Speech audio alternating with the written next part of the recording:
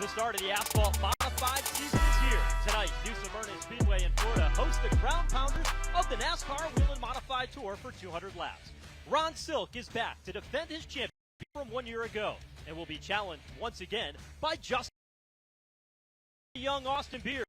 Add veteran Matt Hirschman and six-time champion Doug Covey. It makes this a stacked field of competitors. The season opener for the NASCAR Whelen Modified Tour is next. Good evening, everybody, and welcome inside New Smyrna Speedway here in Florida, just a few miles south of where the modified division started everything for NASCAR, on the beaches of Daytona. My name is Joe Koss. I'll be joined by veteran broadcaster Ben Dodge of the modified division and Jesse Punch, who will cover the action for us today along pit lane. Tonight is a race that sets the tone for the entire 2024 season. We saw that last year with Ron Silk's victory, and we expect more of the same here tonight. To get things here tonight, I'd like to welcome in the general manager of New Smyrna Speedway, Rusty Marcus, for some opening remarks in tonight's season opener. Good evening, everybody. Good evening, race fans. Thank you for being here. Can you give yourselves a huge hand? Oh, you got to do better than that. Tomorrow's church. You're at the racetrack. Give yourselves a big hand.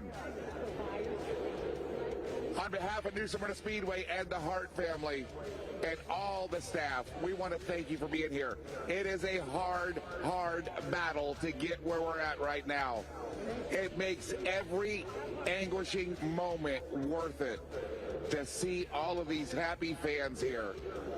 On behalf of Jane, Rebecca, and Wyatt Hart, thank you from the bottom of our hearts. We're proud to have you here. We hope you enjoy the show. We hope it's a great show, and we hope everybody stays safe and comes back. Don't forget, on Tuesday night, we got the ASA National 49 and be here. Chase Elliott going to be here. Lots of big names. We want to see you here at the beautiful New Smyrna Speedway. Don't forget, we're on the action corner of 44 and 415. Be there! Thank you, Rusty. At this time, we'd like to welcome District 3 Volusia County Commissioner, Mr. Danny Robbins, for a special presentation.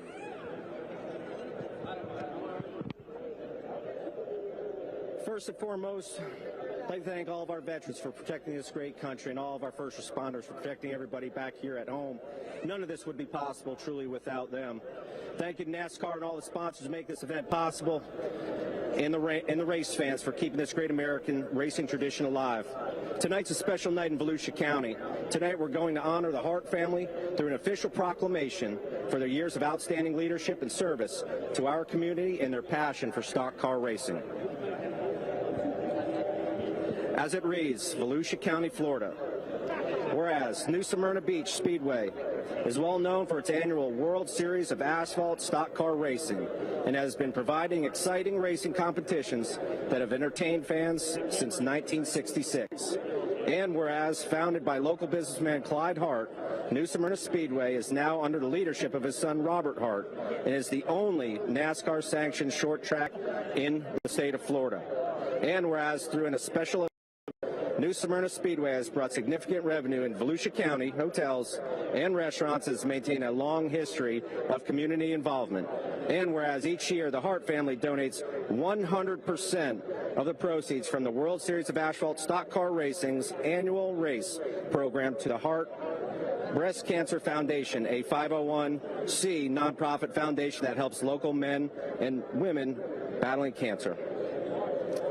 Now, therefore, we, the County Council of Volusia County, Florida, do hereby proclaim February 9th to February 17th, 2024 as New Smyrna Speedway World Series Race Week.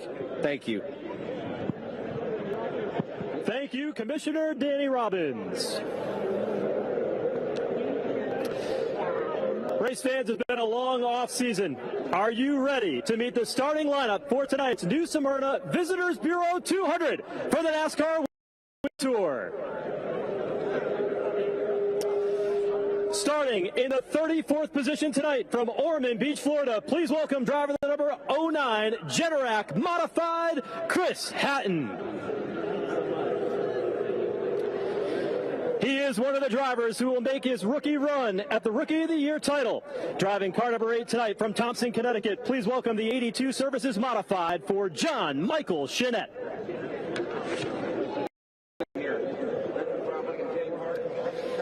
Tonight, he makes his 150th career Whelen Modified Tour start, driving Modified number 26 from Ronkonkoma, New York, the Lakeland Landscape Supply Modified, Gary McDonald.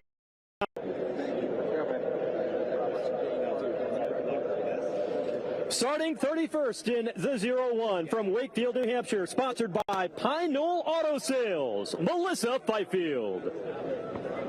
Thank you for coming. A newcomer to the Modified Series from Ontario, New York, the Catalano Motorsports Troyer Modified. It's car number 84, starting 30th, Tyler Catalano. Starting 29th is a driver who finished inside the top 10 in the championship standings 1 year ago. From Calverton, New York, in the Bowie One Seafood and Restaurant, number 18, Ken Hagee.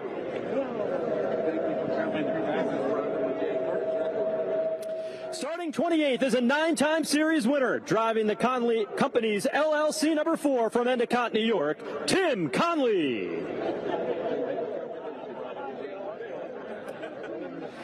He's a part-time runner on the Whelen Modified Tour, but his mark is made when he makes a lap around the racetrack, driving the Supreme Manufacturing number 24 from Homedale, New Jersey, Andrew Kraus. He's a veteran of NASCAR's National Series. He drives the 02 Modified, the SRI Performance, Bilstein Shocks, PFC Brakes machine from Miami Springs, Florida, Joey Coulter. Starting the 25th position, it's Modified number 34 from Holtzville, New York, backed by A&R Materials, John's Fuel Oil, and Rapid Recovery. Please welcome B. Fortin.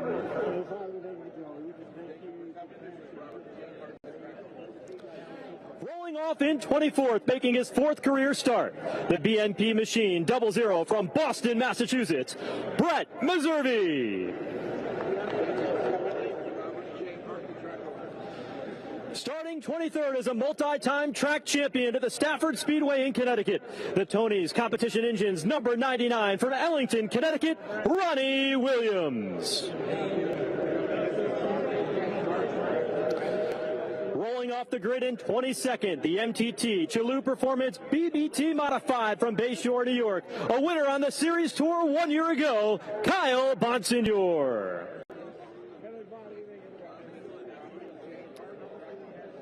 Starting 21st in the Sapienza Enterprises Eastport Feeds Modified from Riverhead, New York, please welcome Dave Sapienza.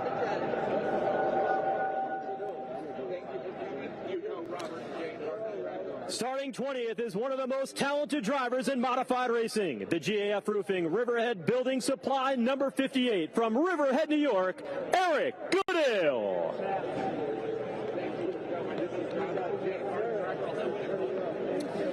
Starting 19th is a talented modified driver from the state of New Hampshire. He hails from Sunapee in the number 25 Maurice Enterprises car, Brian Roby.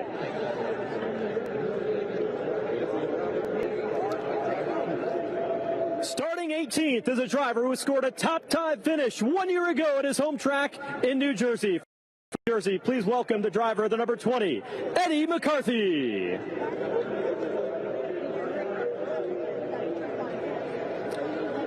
Starting 17th, driving the Northeast Drilling, Musco Lighting number 32 from Owego, New York, Tyler Ripkema.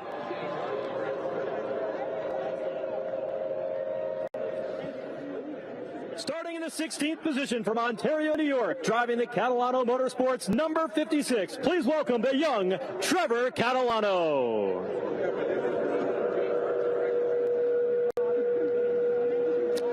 The Franzoa Trucking Company, Karchner Warehousing, number 19, rolls from the 15th position. From Mattawa, New Jersey, please welcome Anthony Sesley. In the 14th starting position, he hails from Rehoboth, Massachusetts, in the Propane Plus ACG Island International number 3, driving old Jake Johnson. Tonight, he will roll from the 13th position, driving the Baldwin Automotive 7 New York. He is a 6-time Whelen Modified Tour champion. Here is Doug Covey.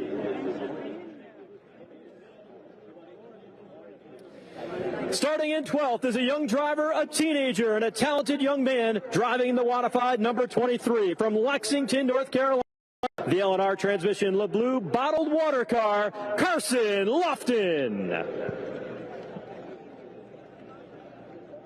Returning to the Whelen Modified Tour is a driver of car number 42 from Dawsonville, Georgia. Starting 11th, the MMI Racing, Sunwest Construction, Max Industrial Car, Spencer Davis. Race fans, make some noise for the top 10 starters in tonight's season opener for the Whelen Modified Tour. He drives the AdvantageTrucks.com number 14. He is a 2008 Daytona 500 champion from South Bend, Indiana. Please welcome Ryan Newman.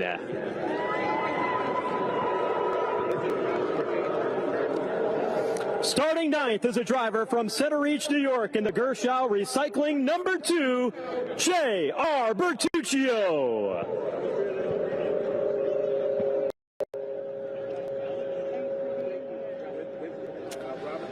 Starting on the outside of row number 4, driving the PD Motorsports number 60. They call him Big Money. He won this race back in 2022 and is a multi-time winner here at New Smyrna. From Northampton, Pennsylvania, Matt Hirschman.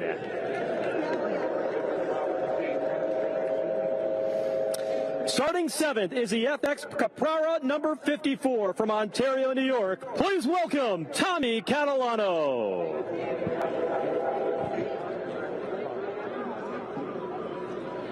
Rolling off the grid in the 6th position, driving the Mizzy Construction number 40. He's a former Whelen Modified Tour champion, driver for Stewart Haas Racing in the NASCAR Cup Series.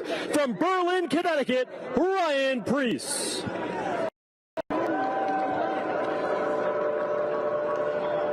Rolling off the grid in the 5th position, he reached a full-time competition here today. The Fleetworks Incorporated number 1 from Orchard Park, New York. 4-time Whelen Modified Tour winner, Patrick Emmerling.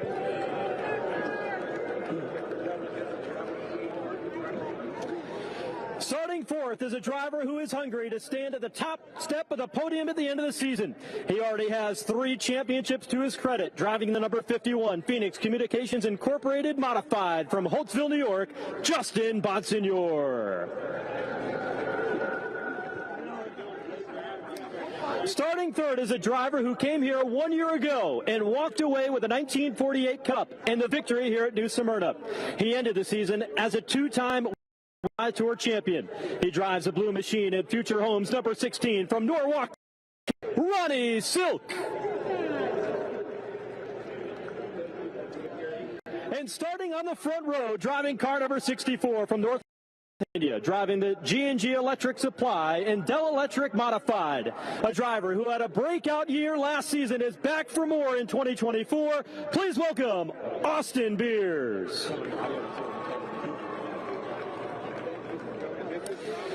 It's a new season, a new day, and a new ride for Craig Lutz. Today he scores his 3rd career pole in the Riverhead Building Supply machine. Please welcome your pole sitter tonight, Craig Lutz. Ladies and gentlemen, how about one more round of applause for your 2024 starting lineup for the New Smyrna Visitors Bureau 200.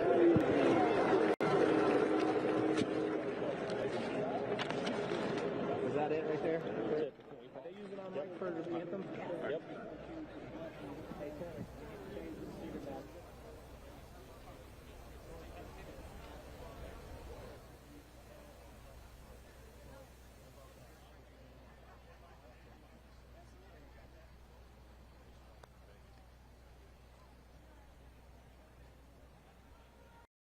What we've all come to see.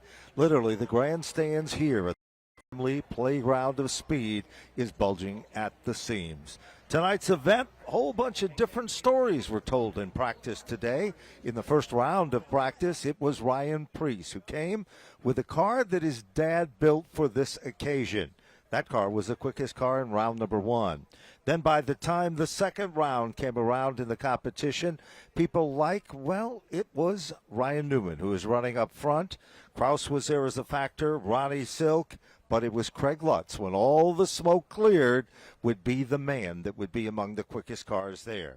When they came out to run their presentation for time trials to determine the starting lineup, the story would be a little different battle. 34 cars were assembled tonight. We started with 35 cars. Jeremy Gertzner had a problem in practice, cut down a tire, and met with misfortune. Sadly, he would not make the starting grid for this event. Interesting factors involved in this event is the number of cars coming from different regions of the country. Remember, this is the oldest division in NASCAR, and there is no question about it. It's a proud part of NASCAR's heritage. 2,600-pound rocket sleds pounding the pavement. They compete at your favorite area facilities throughout the Northeast and throughout the South.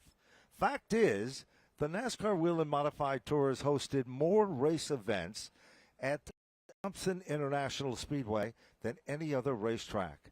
That track is in the state of Connecticut. But for this event, 16 teams have come from New York, 3 from New Jersey, 2 from New Hampshire, 5 from Connecticut, and then 6 from the sunny South. We've got a combination of the very best of the business, Cup drivers, along with some of the best short track drivers in the country. Some might have been surprised a little bit by the fact that Matt Hirschman did not qualify better. However, if you know Matt Hirschman, you know the story. He is one of those strategic drivers that when he puts his mind to the test, he figures out a way. Believe it or not, car number 60, that car is 8 years old. And compared to any other car in this starting grid, that car has had more success and won more titles and races. Maybe not all in Whelen Modified Tour events here at New Smyrna, but there's a look at that number 60 machine. Of course, that car is going to be a huge factor. The winner of the first event for the Whelen Modified Tour ever held here at the New Smyrna Speedway. And remember, a year ago, Ronnie Silk came here. His original mission was, I want to just win races. Phil Moran, who had been legendary, involved with the driver that ever as the 6-time champion Doug Colby, was now calling the shots for Ronnie Silk. There's Phil Moran discussing the final tips and the final parts of strategy for this event. There's other stories to be told. Look behind Phil Moran, and there is the number 1 for Patrick Emmerling. That's the Fleetworks Incorporated car. If you know anything about Patrick Emmerling, he is a late event closer as well. He's had some here, but not the type of success that he'd like. He's won on the big speedways. You know, when we talked and did our homework earlier today, Joe Koss and myself, we talked with a lot of the different teams and the different drivers. Among the very interesting factors that we were told, Matt Hirschman had one of the most interesting answers of them all. He said, this racetrack is different than any other racetrack that I've ever competed on. Now we direct our attention tracks to Joe Koss. Ladies and gentlemen, at this time we ask that you please rise as you are able and remove your hats and direct your attention to the flags positioned high above turns 1 and 2. Please remain standing as Reverend Don Rivers from Racing with Jesus Ministries offers today's invocation. Let us pray. Our Father in heaven, we are blessed. We are blessed to be here tonight at New Smyrna Speedway. We are blessed to live in a country and the freedoms that we enjoy. As we come before you tonight, we remember the men and women who are fighting and who have fought to maintain those freedoms. And we ask you to be with them and their families. Lord, be with us tonight. May your hand of protection be upon all the competitors, the officials, the crews, and everyone connected with this race tonight. See us safely through and safely to our homes, for we give you thanks and praise in the precious name of our Lord and Savior, Jesus Christ. Amen. Here to perform the Canadian National Anthem, please welcome Annette Bouchard, followed by the Star Spangled Banner performed by Mary Jane Nettles. Thank you. Oh, Canada, our home and native land, true patriot love, and all thy sons command. With glowing hearts we see thee rise, the true north, strong and free. From far and wide, oh Canada, we stand on guard for thee. God keep our lands glorious and free. Oh Canada, we stand on guard for thee.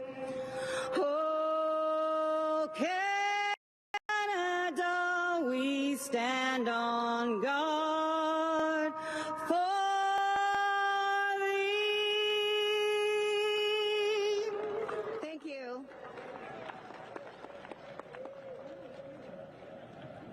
Please join.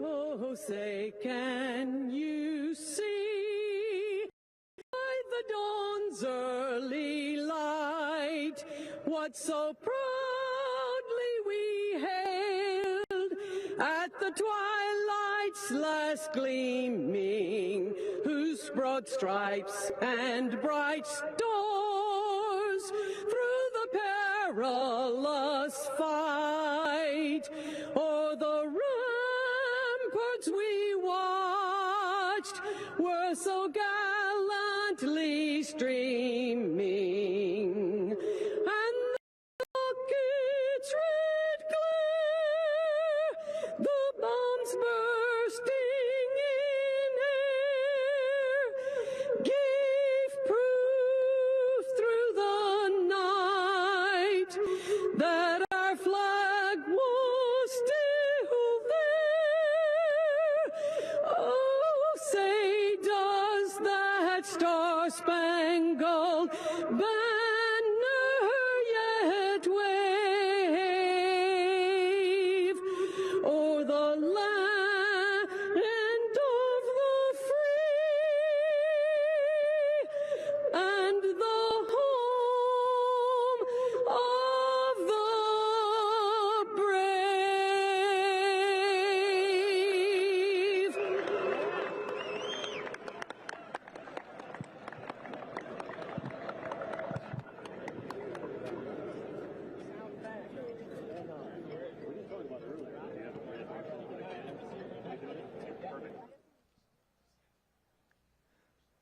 As the drivers are about ready to strap in and get ready, we'll take a quick commercial break and we'll be back with the first stop of the NASCAR Winston Modified Tour from the new Smyrna Speedway.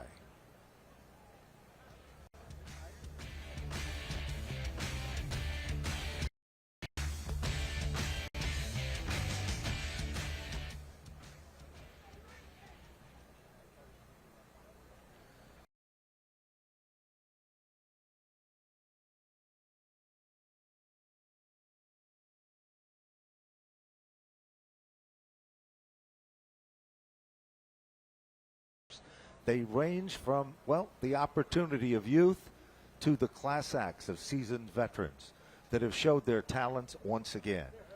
Once again, a field of impressive cars, and everybody wanted to come here. There were two stops in 2023 that made everybody feel that they had to be a part of it. One was at North Wilkesboro when the Modifieds returned to a facility that was grand in stature. But it all began right here for the opening event 1 year ago. Mother Nature wasn't that kind on that day, but it didn't matter because the story was enthusiastic race fans and competitors looking to put their mark on the first stop to be the point leader going into the second event. This tour will go on and run great facilities like Richmond, on to run your favorite short tracks in both the Northeast and the South. There's a magic to these race cars. They say there's some kind of an imaginary line. Where that is, nobody seems to know. But one thing we know, that when the ground pounders beat the pavement to death at speeds in excess of 100 plus miles an hour, there is only one thing that starts the heart pounding, and it is the men that live by the grace of God and 500 horsepower, the men of the NASCAR Whelen Modified Tour. Under the direction of the senior director, as we are back here and the drivers' final preparation as they are working to get their drivers strapped in, radio communication is set. High atop Broadcast Central here at the new Smyrna Speedway for this presentation of this evening's event, a tourism event. We have, of course, the spotters that are ready with their hands on the buttons to begin. But right now, we're going to direct our attention back to New Smyrna, Victory Lane, for the most powerful, exciting words in motorsports.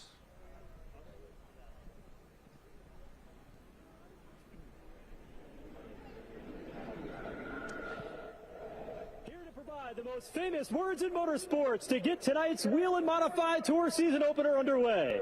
Please welcome District 3 Volusia County Commissioner Danny Robbins, joined by Carson Robbins. Drivers, start your engines.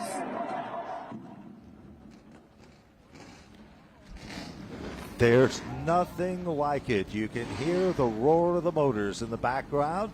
For those of you watching on Flow Racing at home, your television set is not rumbling for any other reason other than that it is round number one. The boxing gloves come off. It has been a mild winter in the northeastern region of the country, but the story in this one is who will have the bragging rights. Who knows what the setup is? A combination of different teams and different drivers. Some have a lot of times around this half mile. We talked before, Jimmy Wilson, a young man who is now the senior director of the Whelen Modified Tour. He started his very young career right here to the right of the start-finish line, waving a flag at the age of 7 years of age. He inspired a dream to become the man that was a reckoning force in modified racing. He has accomplished just that. So as everybody is getting ready, the fans are starting to make some noise in the grandstand area as the cars are rumbling in the background. You'll feel the ground shake beneath your feet. That's not an illusion. It's what modifieds are all about.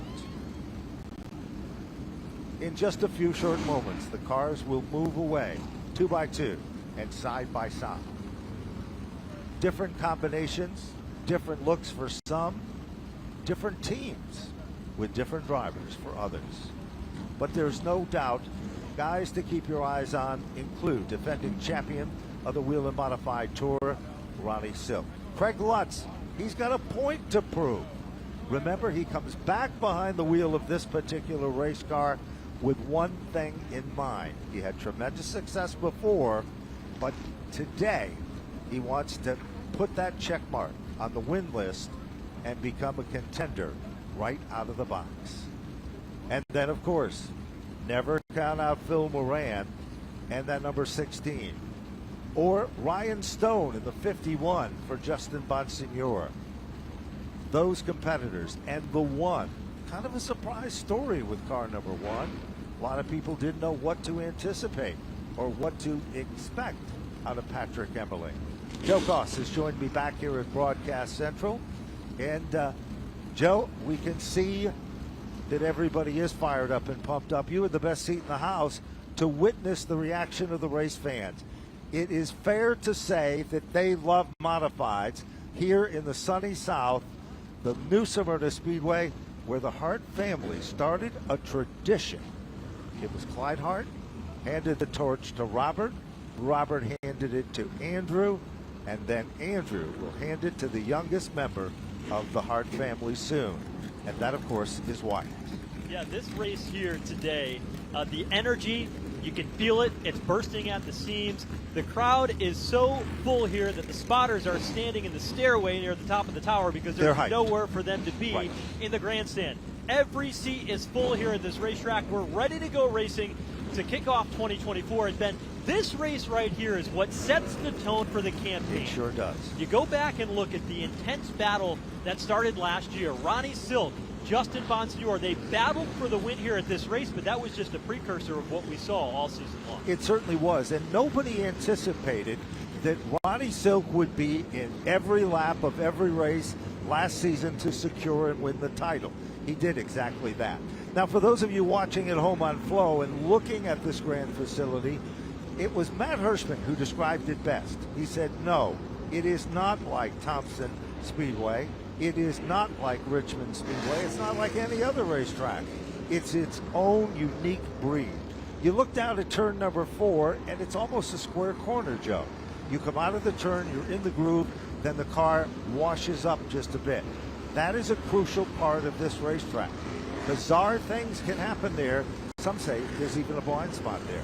Some will tell you that that end of the racetrack is one of the best passing opportunities in modified racing that they will race on all season long. The way you can dive off into turn number 3, it tends to be an action spot throughout the night, and that's going to be a spot that we're going to keep an eye on, and certainly being able to maneuver off that turn 4 as the track closes in on you is going to be a key as the race goes on. It certainly is. There's no such thing as a slide job here, by the way.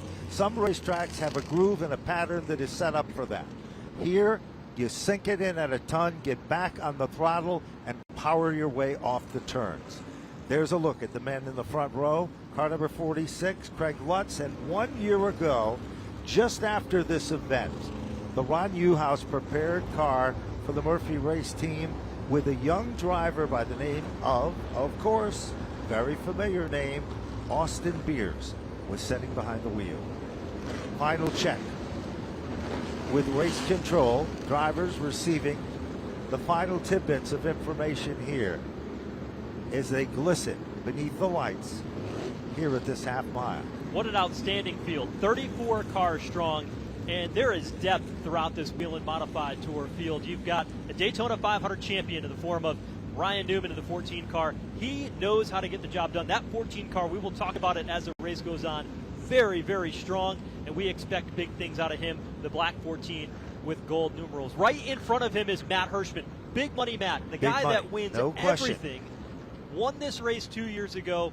He's a multi-time track champion here at New Smyrna, and he's going to be a guy that everybody has their eye on as we get into the long run. You know, we talked about that too. Matt told me, he says, this is an 8-year-old race car.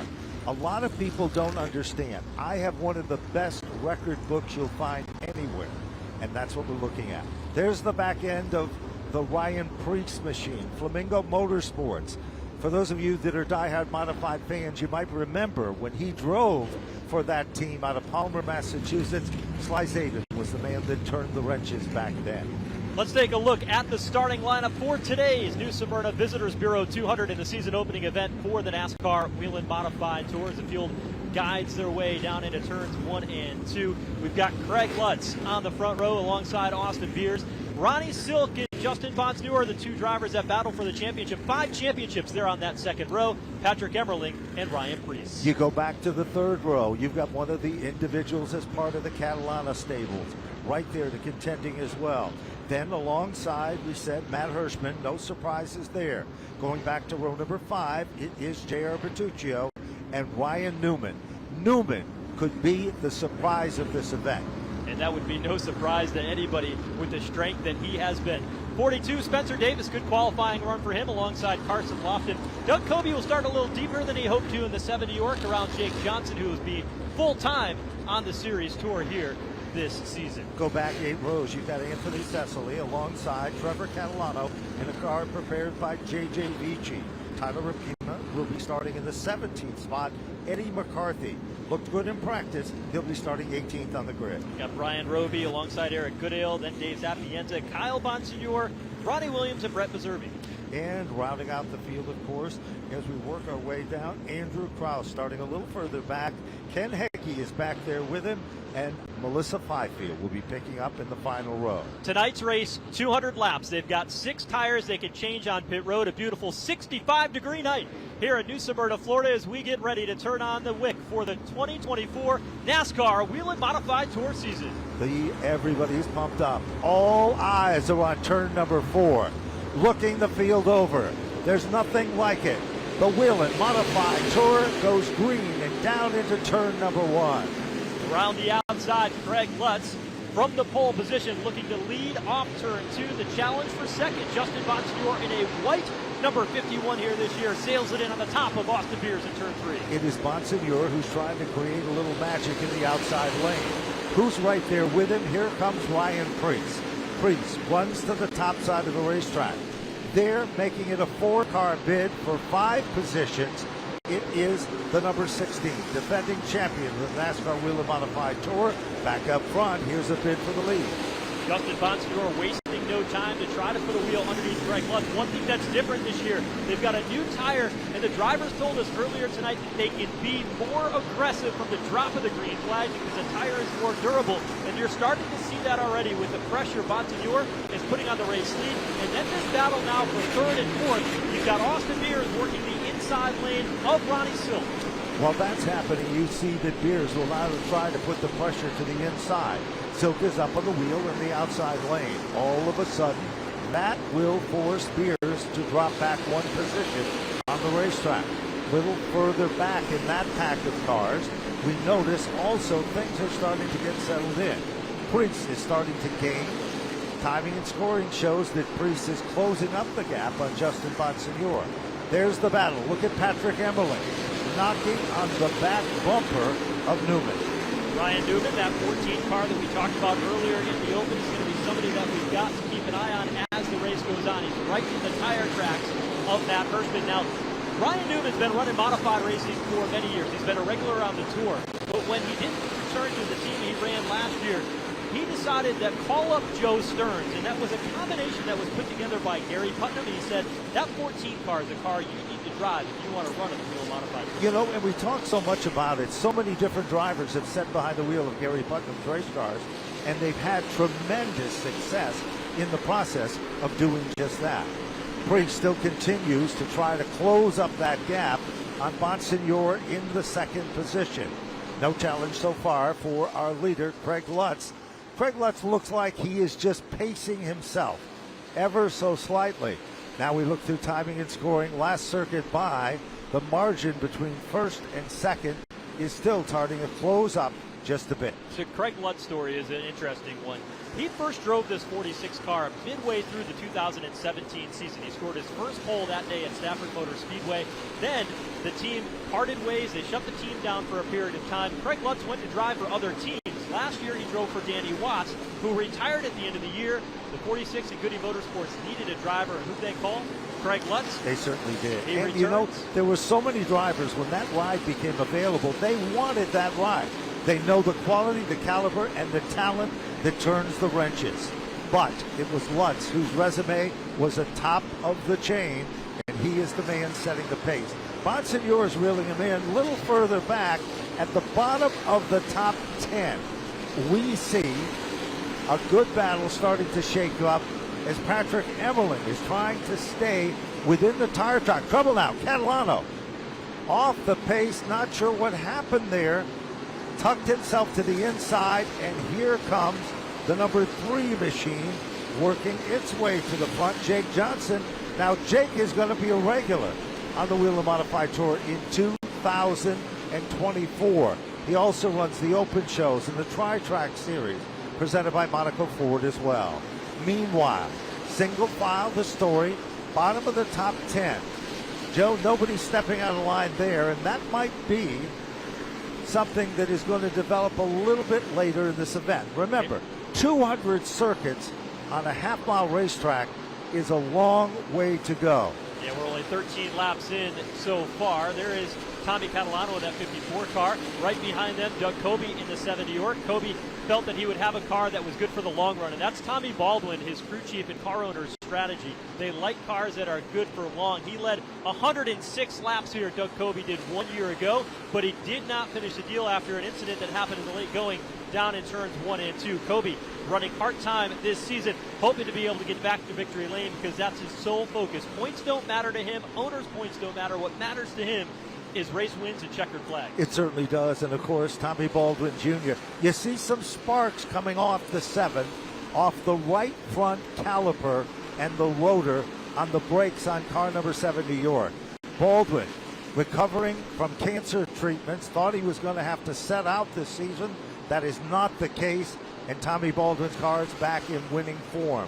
Down on pit road, it is the number 09 machine that is heading down for Christopher Hatton. Hatton, of course, a regular runner here.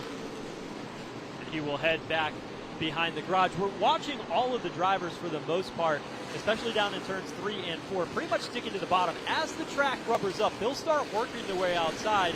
As we see up front, these leaders, Craig Lutz in the 46. Now, Justin Bonsignore looks in the rearview mirror. Do you see Ryan Preece, one of those drivers who's willing to step up half a lane to see if they can start rubbering that upper groove? When I spoke to Ryan earlier today, I said, how's your race car? And he said, this thing is nasty. He thought it was really He did. He told me the same thing. Remember now, Preece won at Martinsville. That was the closer on the Whelen Modified Tour. So what better way to end with success and begin it with success? Caution flag is out on the field. And we've got trouble up in turns 1 and 2. Eddie McCarthy has gone around and spun. He's got the car rolling once again, trying to get back in traffic and continue on. So the first caution of the night comes out 20 laps in to the New Smyrna Visitors Bureau 200 here in New Smyrna Speedway in Florida. Now, we talked about the tire situation. This is a 3 pit stop race for these teams, and this is an interesting point in the race, and here's why. You've got 3 stops. One will be for fuel, and the other 2 will be for tires. You've got 6 change tires, so on a modified, you run the left front the entire way. That is You'll correct. change the other 3 tires in the car, but here's what's tricky. You can go 175 laps. 90 miles is the rough calculation on that, on a tank of fuel. We're just shy of that, but it does present the opportunity for these teams to come down, get their fuel that they need to go the distance. It sure does. And remember, pit strategy is key. This isn't a situation where it's monkey see, monkey do. Everybody has a game plan for their specific combination and how that is all working. And that's what we're seeing now. You could see literally there is the car that's setting up front, and it has been there through each and every one of these circuits. That, of course, the Goody Racing machine, and it looks like, keep our eyes on pit road to see what's going to happen there. There's the Lutz car, the Riverhead Building Supply entry. The Phoenix machine, Ryan Stone, has been the crew chief and instrumental. Justin Bonsignore, of course, his credentials far superior as one of the leading experts. And there's a look at the Phoenix number 51. Different color combination, different scheme, and it's, well, very racy to say the least, to be honest with you. And then, of course, it is Ryan Preece. His dad, Jeff, put this car together just to run some of the open shows because he enjoys racing with his son. They went to Martinsville, they came, they saw, they conquered, they blistered the competition. And then, as Joe pointed out, told me the same story. This car is nasty, nasty, fast. There's Eddie McCarthy climbing out of his race car, and he is done for a night. Tough break for him after that incident in turns 1 and 2. But Ben, I couldn't agree with you more. You know, that when you talk about Ryan Preece, he's the difference between a driver and a racer. Right. And he's a true racer to the core. He's putting this car together. He's in the shop working on it. He's crawling under it here in the pit area. Actually, this morning, all the drivers were doing their media work on the first day of school. Not him. He was out setting up all the T-shirt booth and bringing in the boxes for all the T-shirts that he as a Cup Series driver has down on the midway here tonight. So he is very, very hands-on. He doesn't let anybody else do it, not because he doesn't want them to, but because that's his work ethic. It certainly is. And, of course, if you go back into the record books, you'll discover that Preece had tremendous success competing here at this racetrack before he was that Cup driver. He liked this track. He secured wins with it. Eddie Partridge and company remember the tremendous amount of success they had and the tragedy of his passing. That kind of changed everything, but it didn't damper the spirits, the talents, or the aggressiveness there. Ronnie Silk is next in line behind them, and then Austin Beers directly behind that car with a solid run now at the bottom of the top 6. Pit road is now open, and these extra laps while they cleared Eddie McCarthy's car off of the pit lane gave teams an opportunity. The race leader will stay out, but Ron Silk, the first car, pitting out of the 4th position to come down pit road, and it looks like he might be one of the few. Tommy Baldwin will bring down Doug Kobe for stop along with Tyler Ripkema, and they will all come down pit road. They're all pitted down in the turn 1 end of pit lane. Phil Moran put this car together, another brand new race car like Justin Bonsignore, and here is the fuel stop, trying to get this early pit stop out of the way. But I think one of the things these teams are going to run up against is now, because they are some of the only cars that come down pit road, they're going to be at the back of the field. Now that may pay off later. That's true. But with a 34 car starting lineup, it can get pretty dicey back there. It certainly does. You can see the number 7 New York. They put a splash of gas in the car and sent it right back out. This is the strategy that we were talking about. Also down in pit road, there is the number 4 car, Tim Conley, an outstanding athlete and football player in his own right. If you look closely, those of you watching on Flow, at the right rear quarter of that number 4 car, it says Mystic Marine. That, of course, Bob Garbarino, legendary car owner, had such drivers as Bugsy Stevens, Robbie Summers, Jerry Marquis, along with Bobby Santos, and the list goes on and on. Well, you know, they called it the Mystic Missile. It's the car that everybody's looking for. It purchased it as it was setting at the marina in the garage, and Bob Garbarino said, I'm not just going to let anybody have it. Well, this is a different car, but that was the incentive that got Tim Conley back to racing here again. So after this round of pit stops, let's take a look, because the running order has changed just a bit. We've completed 25 laps of the 200 here tonight. Craig Lutz continues to be the race leader. He's led from the pole here tonight. Justin Bonsignore, Ryan Preece, Austin Beers, and Matt Hirschman. That's your top 5. And then Ryan Newman right there in 6th. And then we go back to the 7th spot. Patrick Emmeline's dropped back a couple spots. Jake Johnson showing consistently in the Boulder 3 in the 8th position. Then it's Tommy Catalano in the 9th spot, and then Spencer Davis to round out the top 10. Field will get the 1 to go signal as they roll back towards turn 1. We'll have to keep an eye deeper in the pack to see how Ronnie Silk handles this situation. This is not something we see all that often on the Whelen Modified Tour, where you get teams that are slightly out of cycle on pit strategy. Now, the advantage of what they did is they've got their fuel stop taken care of, it's out of the way. When they come down pit road next time, they will cycle back around and get that track position. But the risk is now that they are in the back of a pack of cars, and Ron Silk's going to line up on the inside lane back in the 19th position with Doug Kobe right there on the outside, and that's just a hornet's nest of activity. It certainly is. Now we're looking at another form of strategy here. The ability to start on the restart, inside or outside. Momentum is the story. Lutz pulls back into the number 1 spot, and all of a sudden here comes Austin Beers. Side-by-side battle for the 3rd spot. Preece down to the inside. Beers is up on the wheel on the outside. 2 by 2, they follow him back through. Meanwhile, Bonsignore takes a peek out of line. We've got one out of shape. It was Ryan Preece with car 40. Preece got out of shape midway through turns 3 and 4. Then he finished it off with contact to Austin Beers. Did a nice job at keeping that car pointed in the right direction, but he's got a handful. Meanwhile, up front, here is Justin Bonsignore, maneuvers his car to the inside, trying to take over the race lead from Craig Lutz. But Lutz powers up the outside lane of the racetrack and keeps the wheel out in front. He perfectly guards his lane, comes off the turn, back in command. Now look a little further back, side-by-side action. The guy who suffered the most since that last restart visually appears to be Ryan Preece.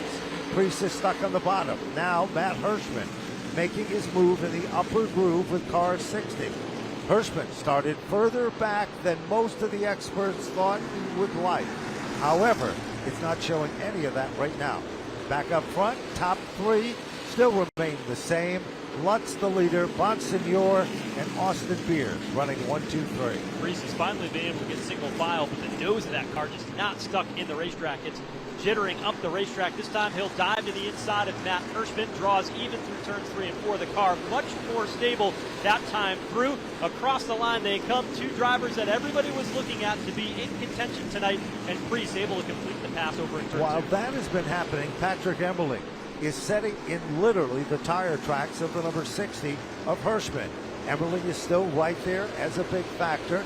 Emmerling setting back in the 8th position now. Hirschman up to the 7th spot. Meanwhile, Jake Johnson, the number 3 car, 5th position. Remember, this kid's going to be a regular on the Whelen Modified Tour. Is this going to be the same scenario we saw with Austin Beers last year as he started his quest for the rookie title right here and went on to win Richmond? Well, Jake Johnson, that team, they had a variety of different drivers that drove that 3 car over the past couple of seasons, and now they'll be full-time for the first time since the 2020 campaign. And Johnson said, you know what, I was the one that advocated for this because, first of all, I know what this 3 car is capable of. I know what I'm capable of, but when we're changing the seat for a different driver every week, we can't develop that chemistry and consistency. And in the runs that he has had, he's only had a handful of starts. He has had tremendous statistics and tremendous results, pole positions, but still looking for that win. Nobody would be surprised to see Jake Johnson in victory. I agree with you. Now look at Priest. He tried to put 2 wheels down underneath the yellow line to make the move around Jake Johnson. Johnson doesn't give up to the pressures. Priest is all over his back bumper, slips up back on the racetrack. As they run nose to tail, here comes Priest now, trying to make some presence known to the bottom of the racetrack. Jake Johnson slams the door. Directly in front of them, it is the number 14 machine for Ryan Newman, setting in the top 4. Newman still not giving up as this battle. Priest has got a good car. Watch him go into the turn, the 3 car, but as he comes off the turn, it appears that Jake Johnson had just enough extra to maintain that position. Priest's car is a little bit tighter, I think, than the other cars in the racetrack, and you can see that front blow of those brake rotors. He's got all that brake bias to the front to get that back end to snap around, and watch him as he comes off the corner. He dips that left front tire below the yellow line. That allows him to snap the car sideways and get it to launch off the turn. He's trying to make up for a car that's ill handling. You see it as he kisses that left front tire against that yellow line. Even though when you're watching at home or you're watching in the grandstand here, you might think that that is the same level of asphalt. It is not. That's the reason that he can get one wheel down there and he can get that car to turn. And you're looking at that. We've got trouble on the front straightaway. J.R. Bertuccio is slid across the front stretch wall about 300 feet shy of the start-finish line here at New Smyrna. His car has come to a stop. He tries to get it refired once again, which he has, and we'll see if that car will roll. He's got a pretty good amount of damage, it looks, on the right front of that number 2 modified. You know, this is a young man that came here from Riverhead Raceway, former champion there in his own right. Over the years, he's competed and won a lot here in the Tour Type Modified division with car number 2. The Gershaw Recycling Group, you can see there is a right front that is down on the car, and as Joe pointed out, it looks like suspension damage done there as well. So now he calls his home in the sunny South, but he loves competing in the modifieds. He also had tremendous success competing in the Southern Smart Series a couple of seasons back. Track crew and safety services crew out and checking out things on the number 2 car. So let's take a look at that strategy game we talked about not too long ago. So a lot of risk for drivers like Ron Silk and Doug Kobe to have their cars come down pit road. Ron Silk picked up a couple of spots. He runs 16th right now. Doug Kobe runs 18th. But now is that other opportunity for the drivers that need to get that fuel to be able to go the distance to come down pit road. We see many of the pit crews down on pit road with their fuel men up and ready to go. Now the question is whether or not this is too early to come in for that first set of tires. And it'll be interesting to see whether or not anybody decides to go for that. And here is Ronnie Silk. He has worked his way back up. Remember, that was among the first cars to pit. He is back up to the 16th position and directly behind the number 58 machine of Eric Goodale. Goodale, as we said, he is a individual that comes on very strong late in the event.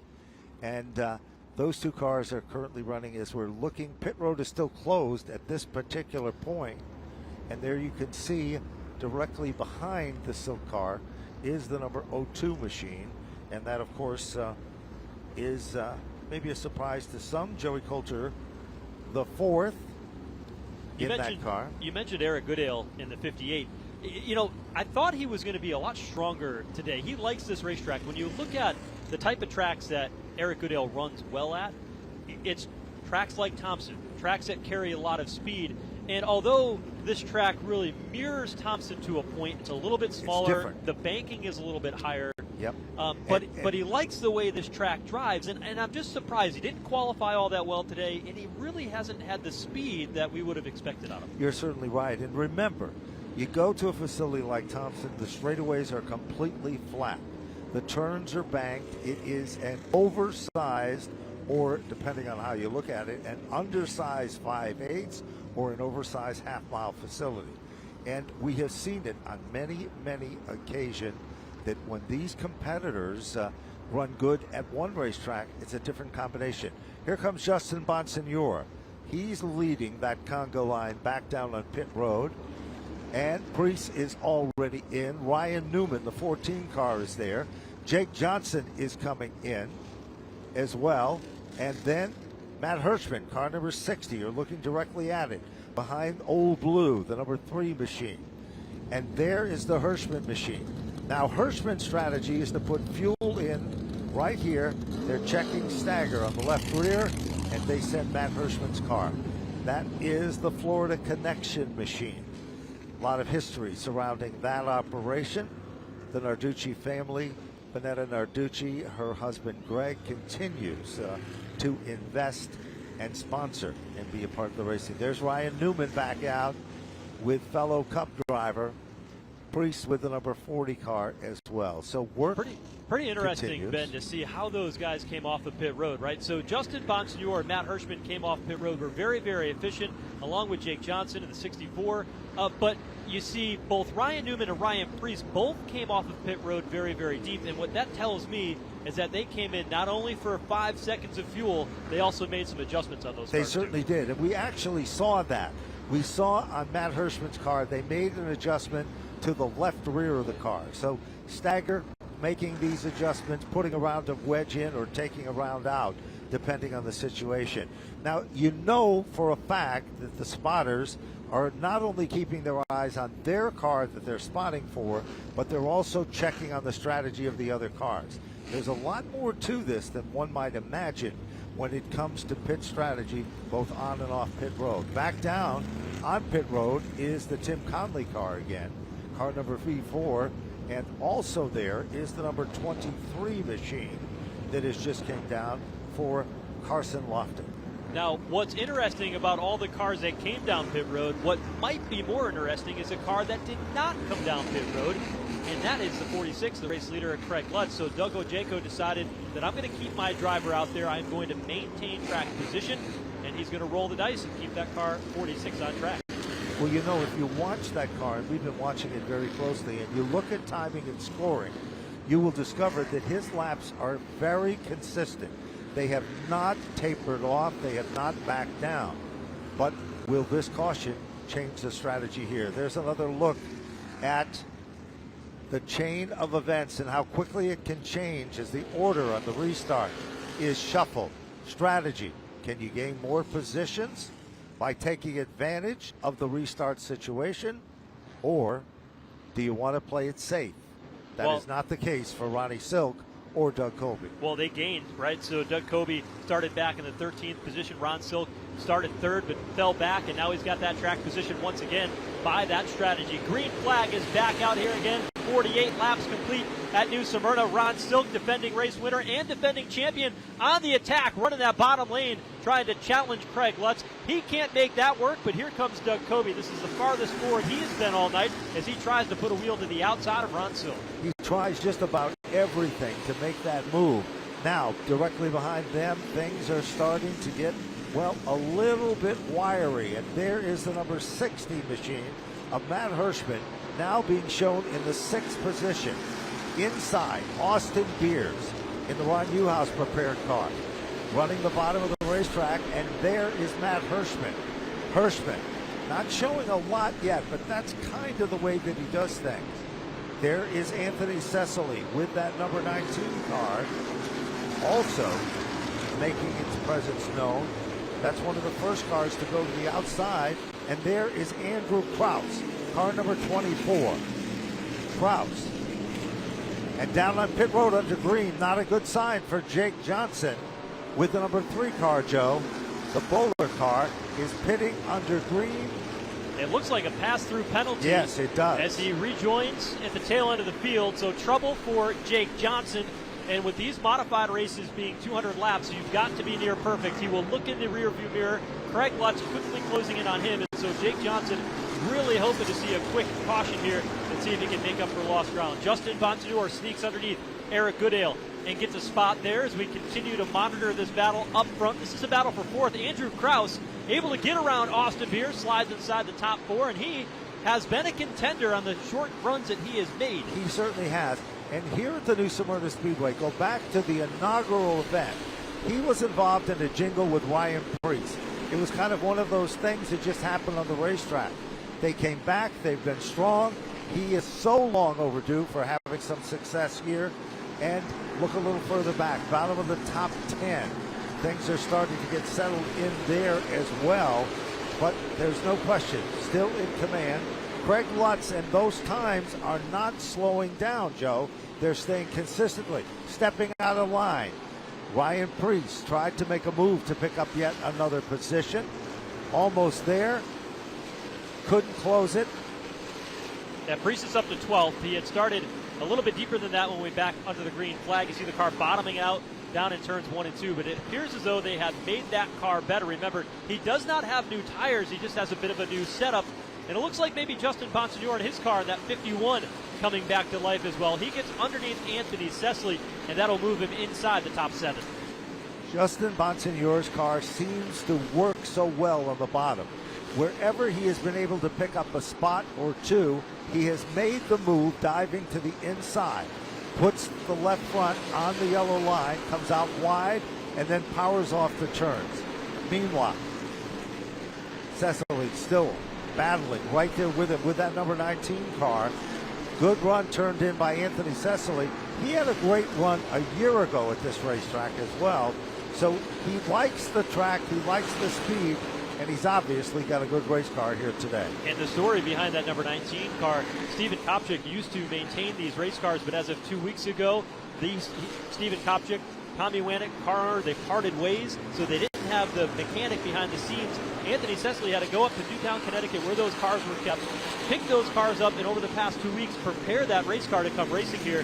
And what they're up against is a tall order with the talent in this field. He's got that car running in the 8th position. That's a pretty solid run in the early going, considering what they have been up against. Yes, and he's been consistent all throughout the day.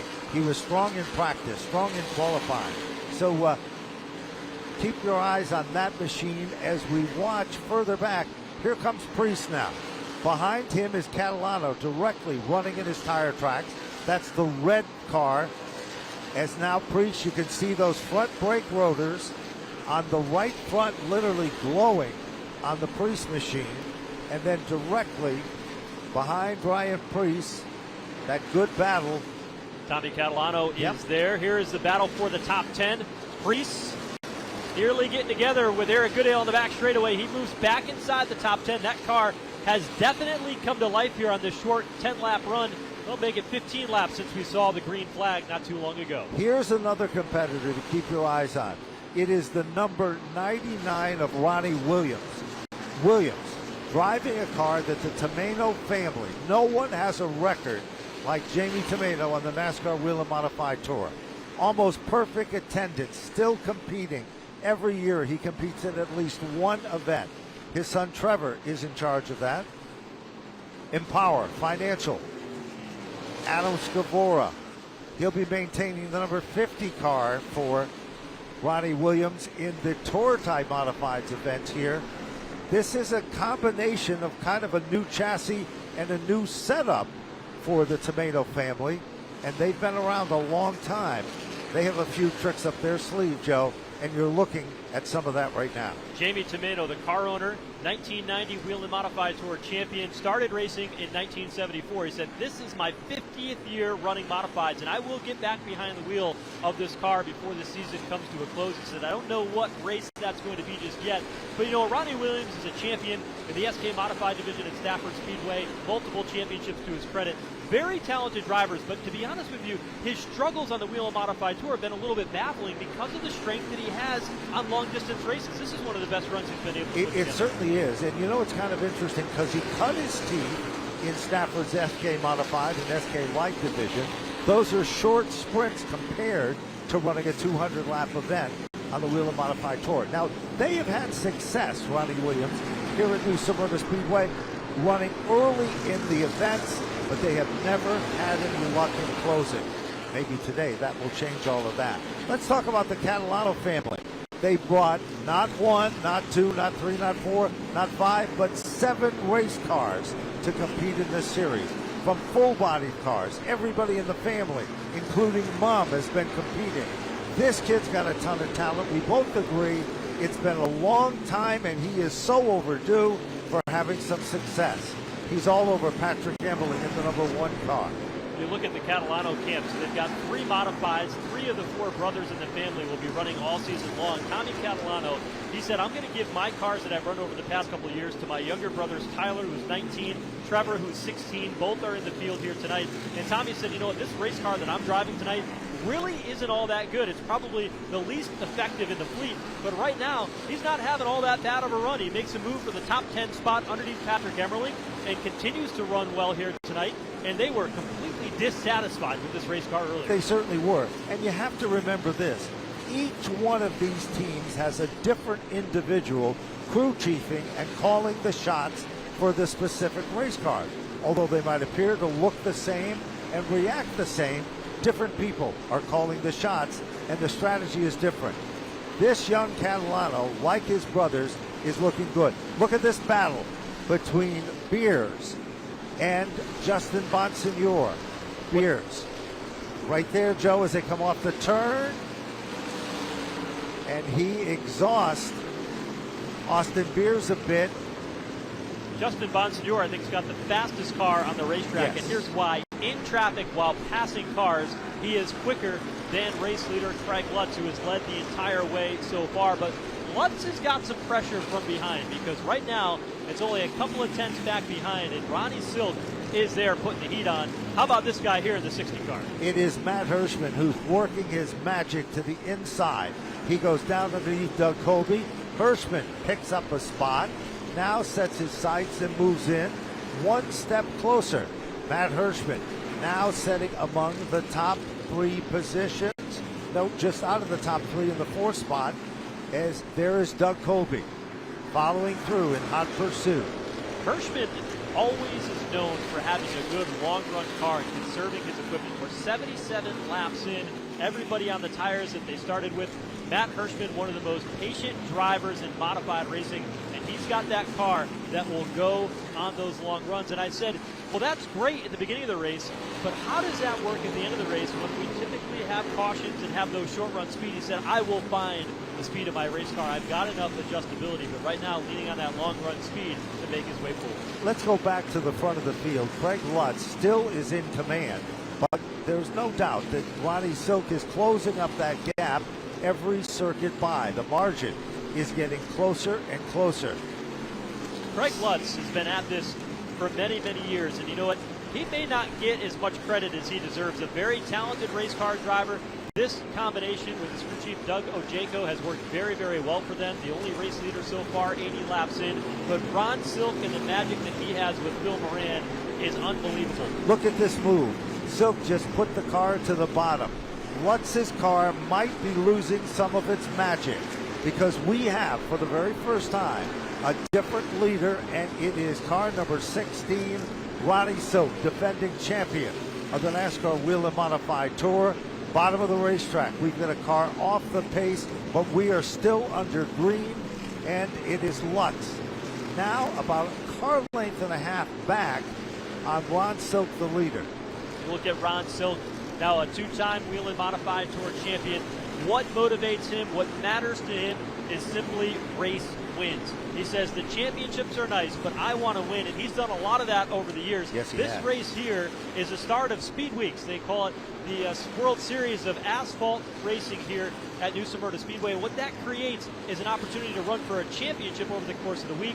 Ron Silk has done that. He's won all the marquee events here at this racetrack. He certainly has, and that's just the beginning. Remember, after these cars leave this facility, they go to another big racetrack, and that racetrack is a facility that Ron Silk likes once again. There is the Kraus machine, and now we can see that it appears that Matt Hirschman, who is still sitting in the 4th position,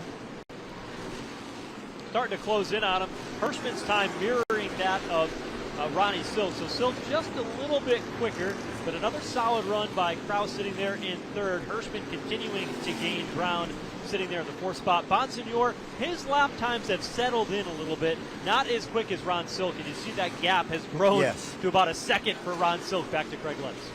It sure has, and of course, meanwhile, looking a little further back, coming up on lap traffic, Anthony Cecily was a huge factor just a few laps ago, and now he's being put a lap down. Here comes Matt Hirschman again. Kraus still continuing with that 24 car, starting to pull away just a bit. You watch closely as they come up off turn 2. You'll see the rubber start flying off these tires lap in and lap out. They're really starting to wear things out. Look at Hirschman up on the wheel here. Look at the back of that spoiler. You can see the rubber just built up on the back of that 60 car. These tires are starting to get thin. I don't think anybody expected with a 34 car starting field. Everybody has been behaved tonight.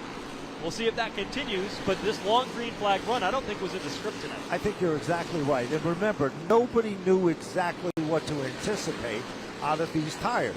They have competed and run these tires before, but however, they were not sure.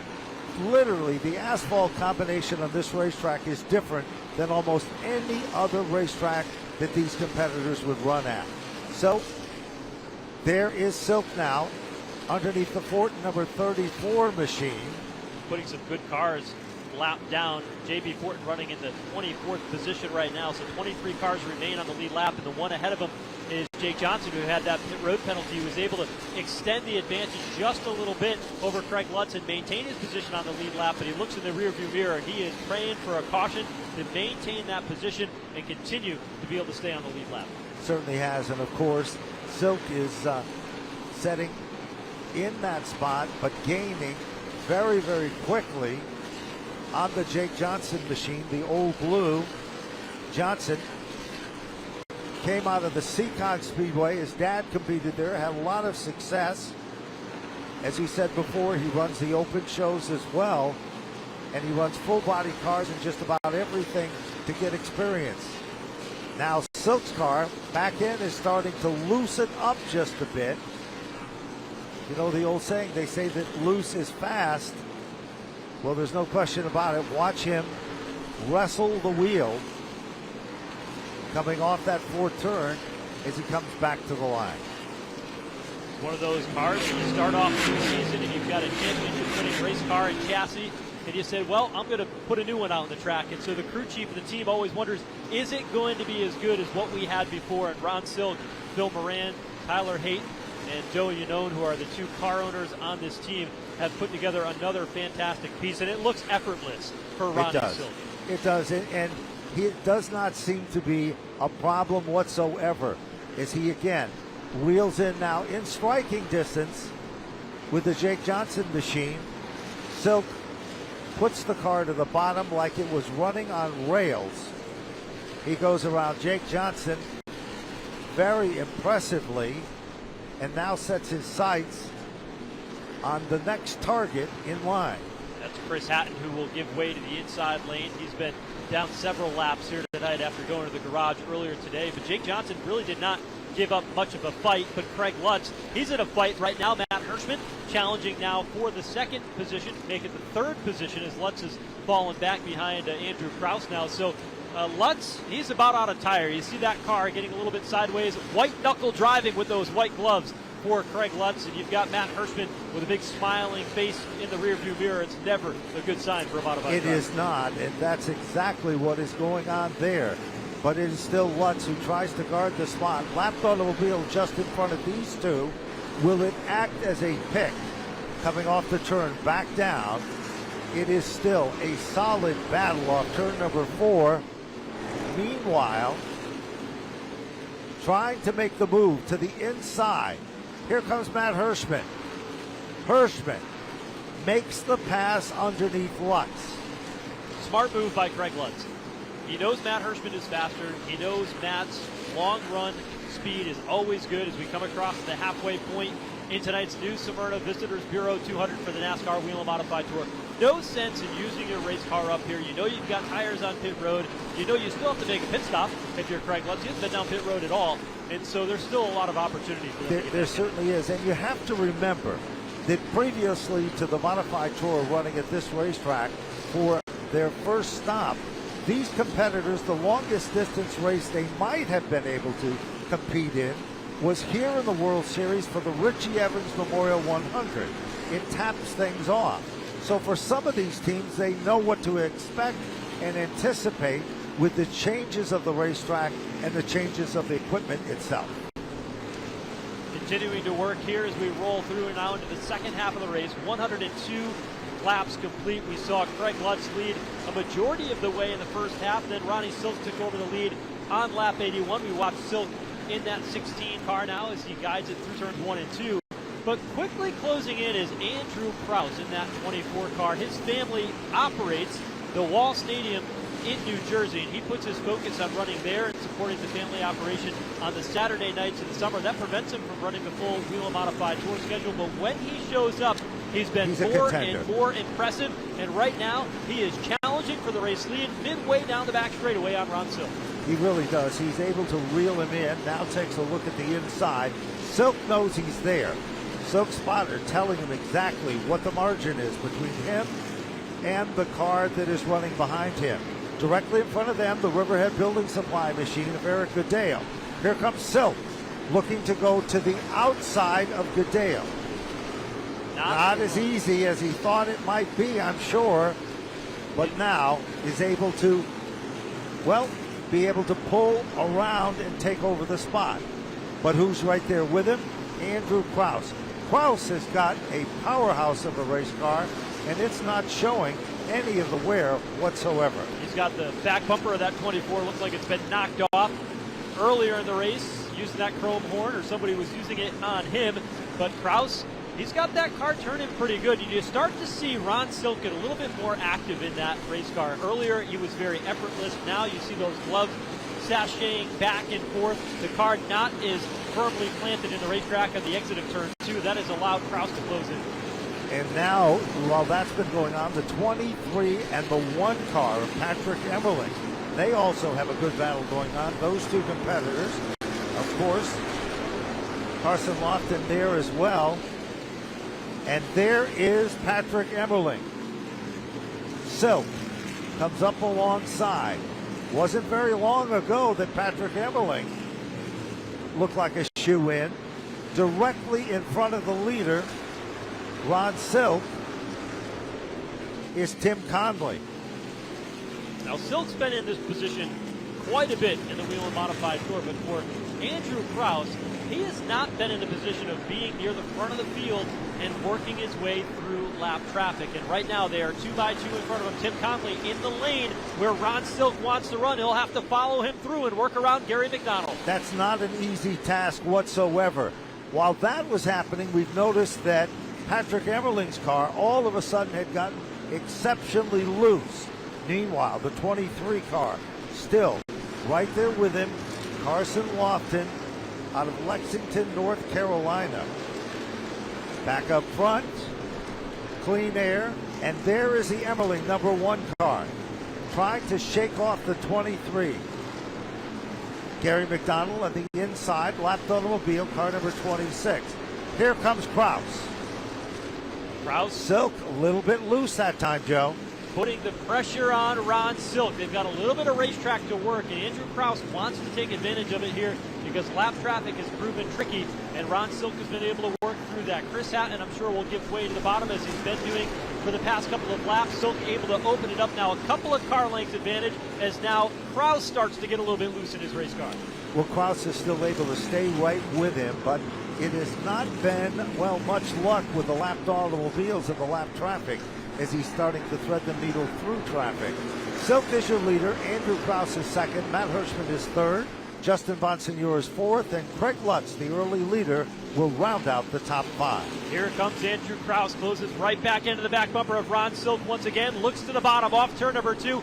Puts the wheel to the inside lane. Here comes Andrew Krause to the bottom of turn 3. He'll take over the race lead over the defending champion. He makes it look so easy. The Oval Speed sponsored car now takes over the lead. This is another lead change in this event, and once Krause gets into the lead, he starts to string it out even more at this particular point in the event. Third leader of the race, Craig Lutz, Ron Silk, and now Andrew Krause showing the way here in the Modifieds. We talked about it, the first stop of the Whelen Modified Tour. When they all came to New Smyrna, it was Krause that was very racy and very strong.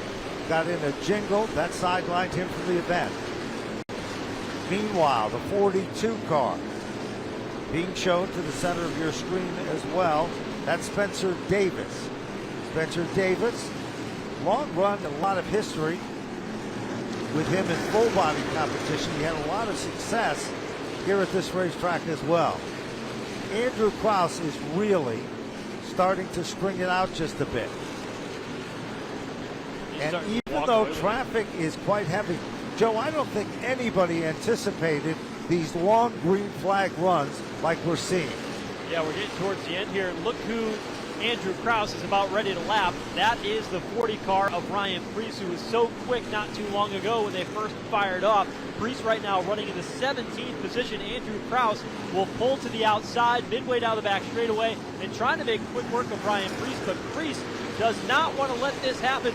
Now Preece in that lucky dog position, but Andrew Krause goes skating right on by and bypasses the 40. He made it look so easy with a lot of finesse and style. Directly behind them, there is another good battle going on. Preece is there. We haven't talked much about this. Lutz is back in the 6th position. Austin Beers is back up to the 7th spot as we speak. Anthony Cecily setting in 8th. So there is Ryan Preece trying to hold off the cars behind him to maintain that position as the lucky dog. But as he does that, you've got to keep an eye on the 14 of Ryan Newman, because as soon as Andrew Krause gets ahead of that next car, then he will no longer be the lucky dog driver. Wow, we just saw a situation that could have been a costly one, as all of a sudden Preece's car, you can see that car is skating all over the racetrack. He is really manhandling the automobile. That's not to his likings. It's just he's hoping that there will be a caution, that he can go in and make that adjustment. And there will be a caution. I mean, we are now 125, coming up on 125 laps into this race, and every single one of these race cars is skating around this racetrack. It is only a matter of time before the tires run out and somebody gets themselves into trouble, because it is just right on the razor edge. And as you're looking right now, there is Andrew Krause running directly behind the number 14 machine, Ryan Newman. Newman's car broke a little bit of looseness there for a second, gathered it back, and then Krause, and this is working to the advantage of Silk, who is now moving right back in. Newman slips up the track, Krause goes by, Silk looking for the same piece of real estate here. Silk will work to the bottom as Ryan Newman gives way. Now Ryan Newman, one of the most difficult drivers to pass, and Silk just lost the nose coming up off turn 4, and that lost momentum, but the caution is out. It's Patrick Emmerling who is stopped off turn 2. He's got the car rolling once again. Our third caution of the night on lap 127, and for many of these drivers, it couldn't have come at a better time. But the question is, who was the first car one lap down? It was likely Ryan Newman, who had just gotten passed by the race leader. It certainly was, and of course we were watching Patrick Emmerling about 10 laps ago, and that car suddenly was all over the racetrack. It was a handful for him. Now, this is also the opportunity that Ryan Preece was looking for to get down to make an adjustment. These cars are drastically changing. As Joe had pointed out, we are at a point in the race where tires, fuel, and those final chassis adjustments could make the difference between first and being one lap down. This race is going to be turned upside down because we've talked about those two, tires, and 6 tires, 2 pit stops.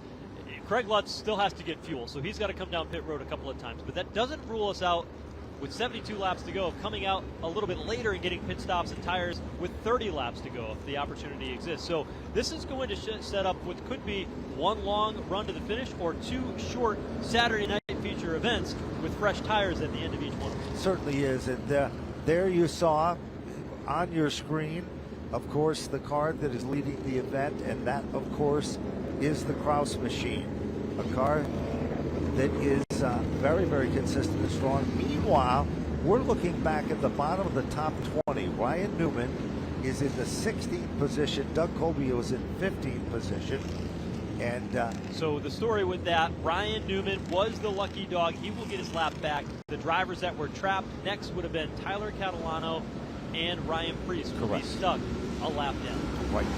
And that is going to, again, more twists and turns on this story for the NASCAR Whelen Modified Tour in the new Smyrna Visitors Bureau. Now, pulling out on pit road. Pit road is open and everybody will come, it looks like. Ron Silk, Matt Hirschman, Jake Johnson, Monsignor, Tyler is in, Goodale is in, Fortin, Tim Conley, Austin Beers, and there is the number 46 car, Craig Lutz, jacking up, where all eyes are on the 46 machine as we're looking, the car being jacked up. 64 car of Austin Beers could not get cleanly into his pit stall, his right rear tire hanging out, and that is going to make it hard for him to exit pit road if Justin Bonsignor doesn't complete his service on time. But Ronnie Silk, he will win the race off of pit road. JB Fortin will skate out second. Here comes Bonsignor. He is able to squeak on by. The number 3 of Jake Johnson makes it by.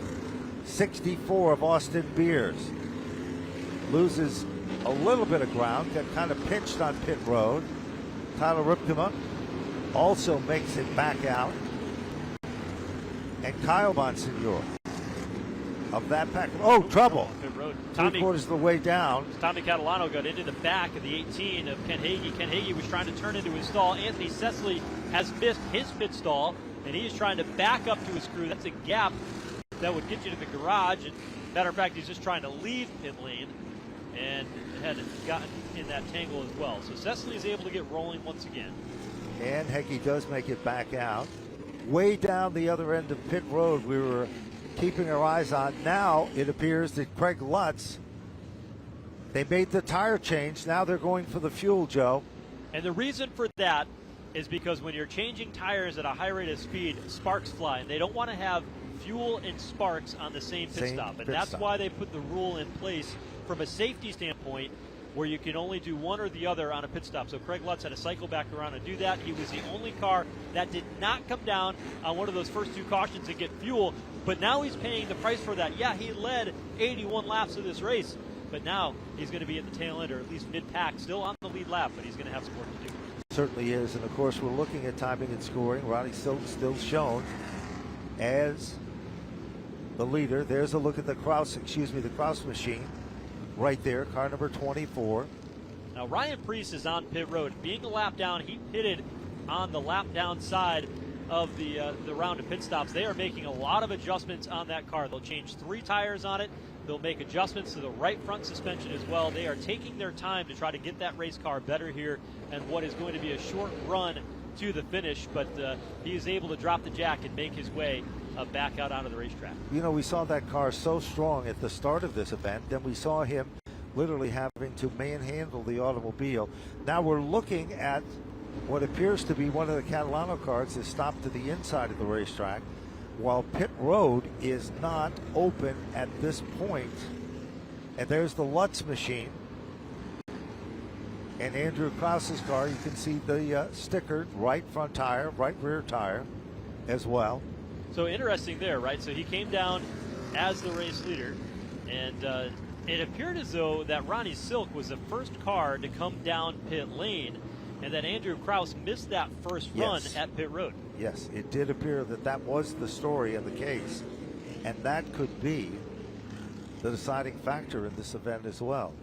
So, down in pit road, receiving the assistance is the number 54 machine, part of the Catalano stables.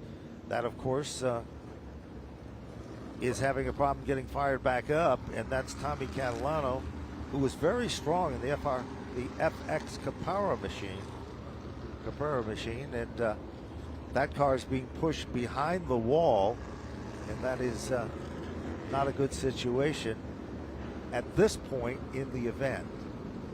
Field working under the caution here, 134 laps complete. Ryan Priest, you saw him a moment ago on and off pit road for more work on that 40 car. Again, he is trapped a lap down at the tail end of the field, so he's looking for a quick caution. There is Ryan Newman. Ryan Newman will get the opportunity to come back around, and we haven't really had the opportunity to talk deeply about this story, but you know, Ryan Newman, Gary Putnam, we talked about that connection. Yes. Joe Stearns ran this car a couple of times last season. At one point in time, he had Chuck Hosfeld behind the wheel. He also had Bobby Santos drive this race car. Yep. Patrick Emmerling, who ran this race car frequently on other modified series up in Western New York. Yep. And that attracted the attention of Ryan Newman, who said, you know what, I can drive a race car that's that good. And this team, I think, can do a lot of really good things here in modified racing, especially with that combination. It's a one-off race for now, depending on how tonight goes and whether or not they'll continue on with the rest of the season. You know, and Gary Putnam has been around the sport since he was a youngster. He grew up in Vernon, Connecticut. His first team that he was involved with was with Carl Pastriak, and he has moved to the South, well-respected, a real solid guy who has a real understanding. Max McLaughlin has also driven for Gary Putnam before. Wherever Gary Putnam unloads his race car, it is usually a factor. Horton's machine is down on pit road again, car number 34. Looks like they're going to do what appears to be jacking up the right side, making a sway bar adjustment on that number 34 on pit road. So working the caution here, Doug Kobe, you get a look at that 70 York car. He's running in the 6th position after that round of pit stops. Here's how they run right now as we're working the caution. Ronnie Silk, Justin Bonsignor 1-2. That's how they finished a year ago. Matt Hirschman, he won the race a couple years ago here. He runs 3rd. Austin Beers, Tyler Ripkema inside the top 5. Then we go to the 6th spot, which is Doug Kobe. 7th spot, Craig Lutz being shown there. 8th position, it is Kyle Bonsignor. 9th position, it is Andrew Krause. Rounding out the top 10, it is Ryan Newman with car number 14 in position number 10. Jake Johnson, Eric Goodale, Ronnie Williams, that's through 13th. Anthony Cecily, 14th. And Brian Roby, we haven't talked about him much tonight. He's having a solid run as he goes after Sunoco Rookie of the Year honors. Patrick Emmerling, Dave Sapienza and Patrick Emmerling running in 17th. And, of course, the last caution came out when Patrick Emmerling's car appeared to stop and slow on the racetrack coming off turn number 2. So, field is now getting reassembled. The choice will be a deciding factor. There's no question about it. You can gain so many spots with the right choice. Seems like the outside is where always has been at this everybody particular will do. racetrack. Yep. And unlike the NASCAR National Series, it's only the front row that correct. can choose. So the race leader can choose top or bottom on the restart here in this series. It does not fall through rows 2 and the rest of the way through. And you know, you would expect that Ron Silk is going to take the outside lane. Justin Bonsignor, who will ride in the 2nd position. These two battled throughout the entire 2023 campaign and have for many, many years. They are both well-respected modified racers. Both of them will go down in the history books of being some of the best to ever drive. And, you know, you talk about how this race sets the tone for the rest of the season. What we see coming out of here gets you off on the right foot. It's 2 months or a month before we race at Richmond on March 29th. You want to have momentum as you start into the heat of the season. Yes, you do. And we've just received some information from the NASCAR officials that Ryan Priest pitted too early, him and the 34 car of Fortin. So that is going to cost them, and that is a costly situation, by the way.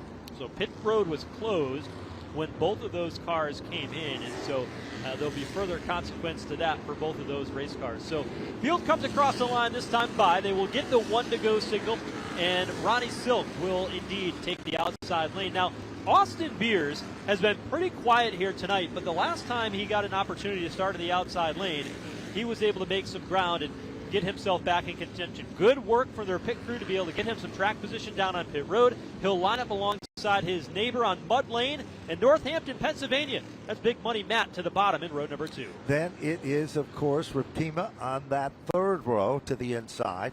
And then outside is Doug Colby, the 6-time champion of the NASCAR Whelen Modified Tour. We'll get the restart with 61 laps to go in the New Smyrna Visitors Bureau 200 at New Smyrna Speedway. They roll up off turn number 4. Green flag flies, and Ron Silk hammer down into turn 1. He'll clear Justin Bonsignor. Bonsignor tucks in right behind with a challenge from Austin Beers. While all that is happening, Cross has already started to move to the inside. He's at the bottom of the top 10. He's not going to stay there for long. You can see him threading the needle and working his way back to contend. Here comes Lutz to the outside. Greg Lutz has worked his way back into the top 5. Car number 46. Will the strategy of a late pit for fuel and tires be the solution that'll put him into the winner's circle? Here comes Lutz now. Tries to move down underneath, but cannot do it, as Austin Beers still setting in the 4th spot. Here's Lutz again. Sneak peek to the inside. Behind him, stepping out of line, Andrew Kraus, following the number 3 car of Jake Johnson. We'll see how Craig Lutz can do in traffic. This is the first time all night that he has had to drive from the back to the front, and he is starting to make up ground. That car still looks very good. What was a long-run event has turned into a sprint race to the finish. 58 laps to go. Craig Lutz on the move, but does he have anything for Matt Hirschman directly ahead? It's the battle for the 3rd spot down into turns 1 and 2. Craig Lutz closes in. Hirschman goes high, and Lutz is there. It is Lutz sitting in that 4th position. Tries to take a look to the outside. This time doesn't work. Pulls back in the line. Looks to go low. Directly behind them is another fierce battle going on. Beers is trying to shake off Doug Colby in the Baldwin number 7 New York. Beers got a little bit loose that time. Joe, here comes Doug Colby. Colby to the outside, muscling his way around. Doug Colby will pick up the spot.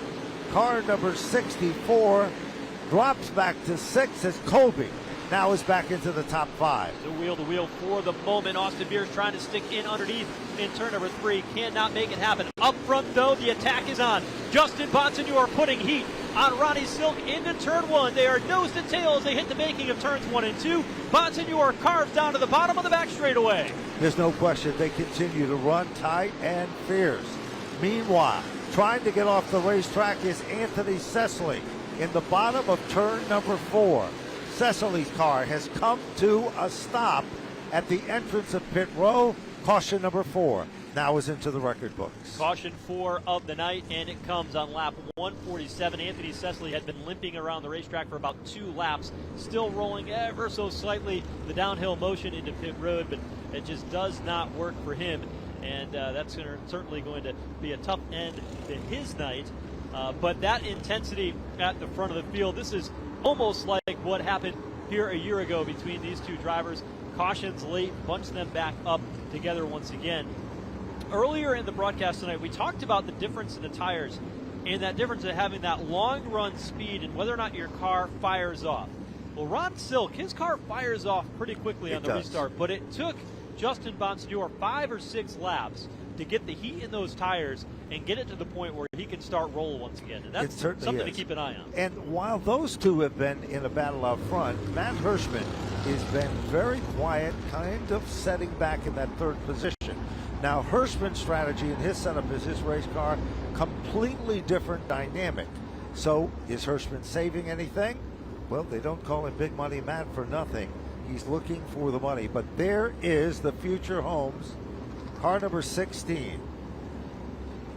Phil Moran built this brand new race car with one thing in mind: to get a win here where they left off last year with a win, and they went on to become the champion. of the NASCAR Whelen Modified Tour.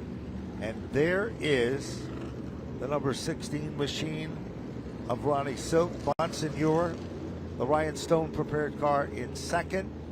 Third, in single file formation, the 60 of Hirschman.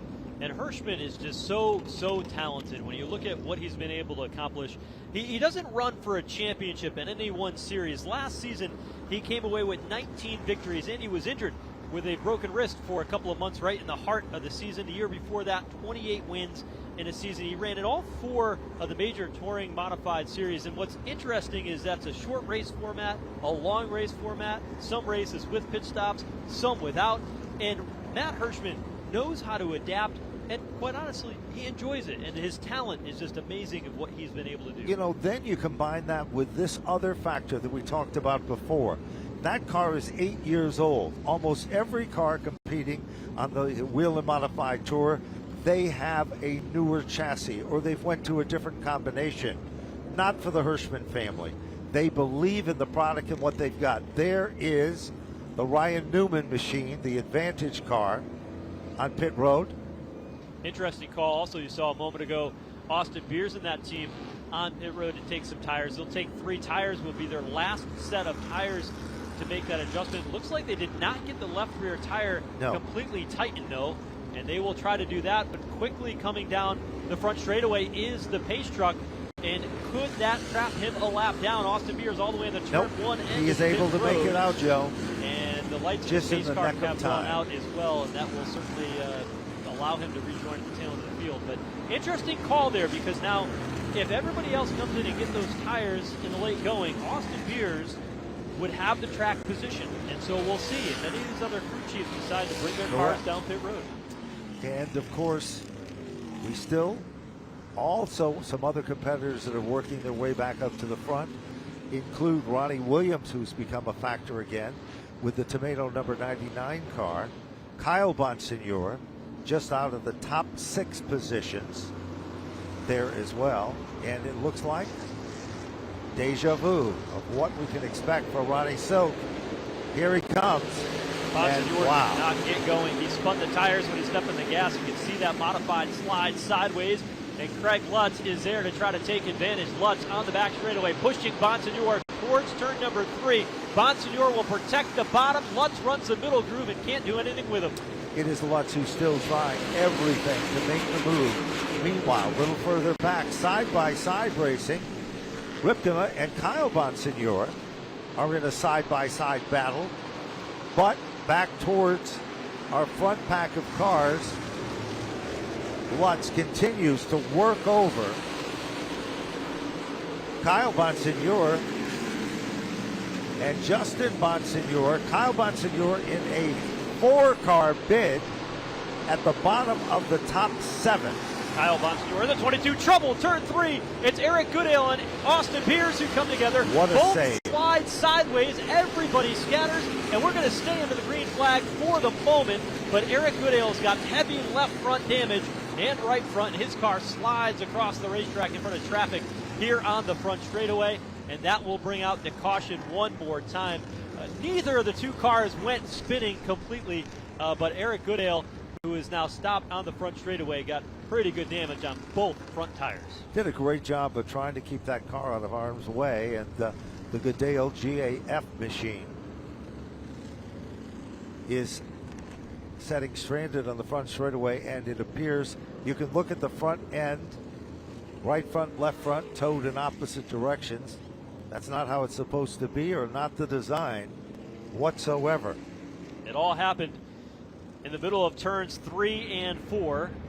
It was Austin Beers who was running to the inside lane, and he slid up and made contact with Eric Goodale. Don't know if the contact was coming from the top or from the bottom, but the 2 came together, and it put us under the caution.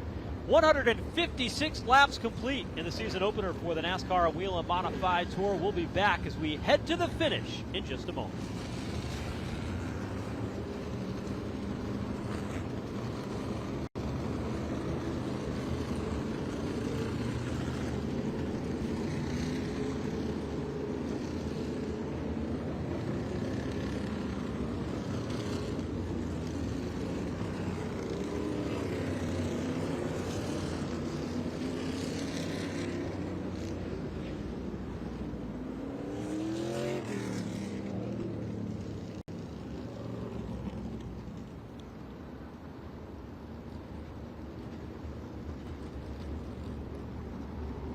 So is the 58 machine on the back of the hook being brought back down on pit road. Tough break for Gadale, who was just starting to come back to life after perhaps planning some pretty smooth strategy. As down at pit road, looks like Austin Beers is heading back down, and Austin Beers has not had a lot of luck running here at New Smyrna Speedway. Fortin is back in. The 4 of Conley is in. Melissa Fifield on pit road. As Anthony Cecily and now Conley's crew puts the car down in the neck of time.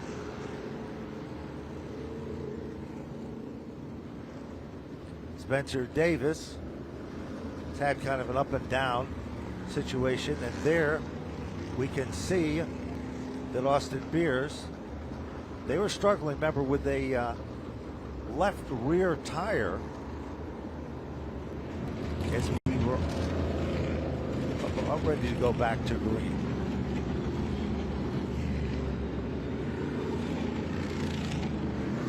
We're back here at the New Smyrna Speedway, and of course, we are on lap number 159 and counting in this first stop of the NASCAR Whelen Modified Tour. Nobody has been a deciding factor or dominant so far. Early leader was Craig Lutz, Ronnie Silk, Justin Bonsignor, and Craig Lutz, along with Matt Hirschman. The cream is starting to rise to the top, Joe, and there is no question. Car number 1, directly in front of the leaders, is, of course, Patrick Emmerling. That car was involved in one of the earlier cautions of the event. Are you surprised with the fact that we have had such long green flag runs and we have not had many serious situations? It's been for minor situations at this point in the event. Well, I think the moment with 40 laps to go, those long green flag runs might be a thing of the past here. Yes, all of a sudden it's over with. We've seen that over the years, but that creates that intensity and that excitement as we get towards the end. There'll be 39 laps to go when we get back under the green flag. These two guys have no love lost between them. They've battled for many years over the championship, well documented last season, and Justin Bonsignor wants to go out there and take that crown back from Ronnie Silk and set his season in the right direction. But here we go. Ready for the restart here. 39 laps to go. Watch out, because Silk has been able to literally stand on the throttle and pull away on every previous restart. This one will be no exception to that rule. Meanwhile, here comes Lutz to the inside. Hirschman on the outside for the 3rd position. They come together down into turns 1 and 2 and off 4. Back to the line they come. Hirschman got out of shape that time. Off turn 4, he'll give up 2 spots as both Lutz trouble. We've got another and caution. Kobe gets through.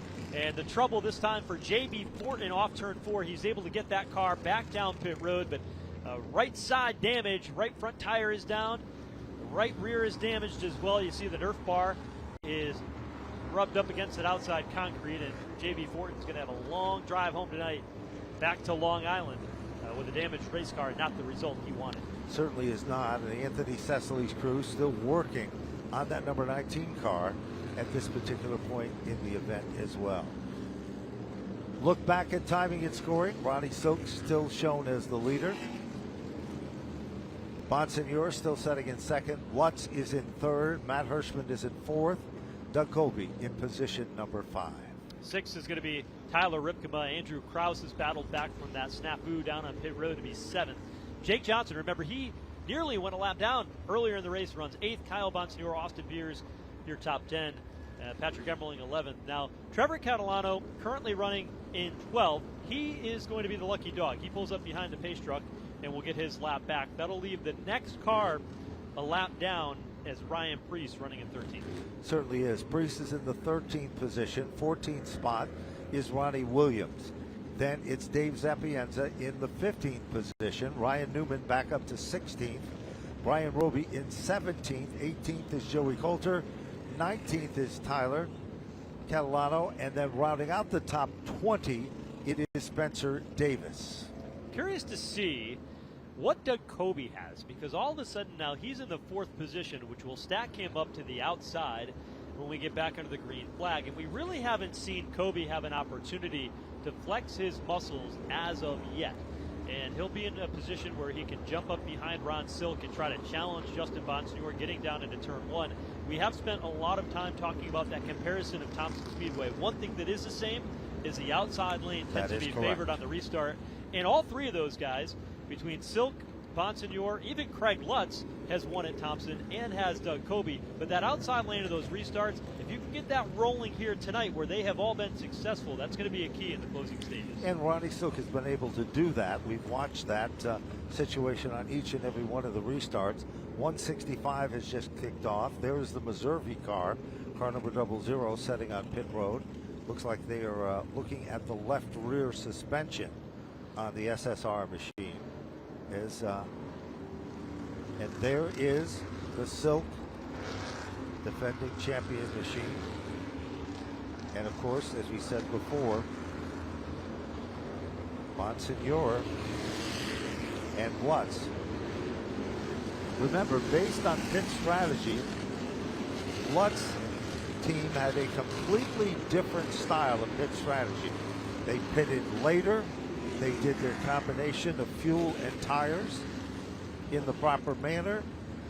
And now all bets are off, and now it's time to go racing, because you can almost hear the sweet song of victory just around the corner. 33 laps to go when they get the restart here once again at New Smyrna Speedway. Working our way toward the finish, and this crowd is certainly in for what is going to be an outstanding battle to the end of this one. Here they come off turn 4. Bonsignore a little bit better that time on the restart, but as we predicted, Doug Kobe will push Ron Silk through in the outside lane. So Silk goes to the lead, but Bonsignore into the back of Ronnie Silk, and Doug Kobe goes backwards. Here comes Craig Lutz. Craig Lutz moves into the 3rd spot. Side-by-side battle behind him. Matt Hirschman becomes the guy who now shifts back to the bottom. Kraus is running directly behind the Hirschman machine. Doug Kobe isn't done yet. Here comes Kraus. Bottom shot move to try to work his way back into the top 5. Good battle there for the 4th spot with Justin Bonsignore and the contact into Doug Kobe on that restart. Almost identical, in this case Ronnie Silk, almost identical to what happened in turns 1 and 2 here a year ago, and Bonsignore was involved in that one too. Now he's got pressure behind. Here's Craig Lutz looking inside into turn number 3, can't make it work. Tries everything, it just doesn't happen. All of a sudden, here comes Hirschman. He tries to gain back the spot. Here comes Kraut. Car 24 moving to the outside of Matt Hirschman. Meanwhile, look a little further. There it is, a bid for the lead. Back up front, it is Bonsignore back in the 2nd. Lutz drops back to the 3rd spot, and Doug Kobe and Andrew Kraus still waiting to get into the hunt as the clock continues to tick away. Here comes Lutz, a bit for 2nd. This is not over yet. Craig Lutz just got rolled up the racetrack. Keep an eye on Doug Kobe. Kobe's going to draw to the bottom of Justin Bonsignore. Bonsignore cuts across and over. But Kobe, keep an eye on that 70-year car in Justin Bonsignore. Here comes the bumper. Kobe trying to get to the back bumper. Here comes Kraus. He makes a move now. He'll move to the inside of Kobe. Kobe tries to guard the spot. Here comes Kraus. Kraus now moves in and picks up the spot. Kraus has now worked his way back into the top 4, forcing Doug Kobe back to position number 5. Hirschman setting in the 6th spot, car number 60. What a run tonight by Andrew Kraus. Still has a lot of pressure. Patrick Emmerling on the move, trying to move into the 7th spot. Tyler Ripkema gets a little out of shape up there in the high groove. As Emmerling, not too long ago, he was the cause for one of our cautions. Now he's back inside the top 10. Great battles as we get near the finish today. Tyler Ripkema nearly coming together. 2 Western New York drivers. One out of Orchard Park. That's Patrick Emmerling. The other out of Oswego, New York. And here comes Kyle Bonsignore. Kyle Bonsignore tries to guard the inside lane, but there was Ripka on the outside trying to hold on. Meanwhile, Ryan Preece is back in the thick of things here as well with the number 40 car. Preece has worked his way into the top 13. Here comes Doug Kobe. Kobe tried to get down underneath the Kraus car. Couldn't do it. It is still Silk, the leader of the pack. Battle is still for 2nd. Lutz trying to pull away. Here comes the number 24 machine, Andrew Kraus. Kraus goes low. Andrew Kraus has now picked up position number 3. He's on the podium, and I don't think he's done yet. Andrew Kraus has got a long way to go, though. He's a second and a half back from the race leader, Ron Silk, and then you've got the 46 car, but we've got trouble up in turns 3 and 4. Brett Meservey has gone around to the inside lane of the racetrack. One of the Catalano cars as well. It's going to be the 84 machine of Tyler Catalano that has gone around, and that will bring out the caution here again. And we are 22 laps from the finish, and that will restack everybody just as Craig Lutz was starting to chip away at the advantage that Ronnie Silk had out front. And it appears we see some smoke coming from the exhaust of the Catalano number 64 car. So tough situation there. It looks like perhaps a problem beneath the hood as the engine expires just a bit. And we see the young talented driver. Pretty good run for him he was having to this particular point. It's up in turns 3 and 4. See the smoke billowing out of that race car. And a tough break for Tyler Catalano. Tyler, of course, JJ Vesey is the crew chief on that particular car. If that Vesey name rings a bell, the legendary Mario Fiore, who had so much success with the Danny's Market 44 with the Reggie Ruggiero, that is the grandson of the Danny's Market owner, Danny Vesey, and he is one of those characters in the sport of modified racing. But you can see underneath the car, it looks like oil, and that is not a good indication whatsoever.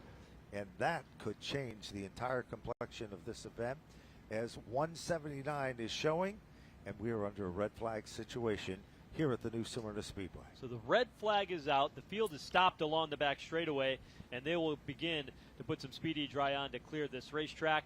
21 laps from the finish at New Smyrna. We'll be back in a moment.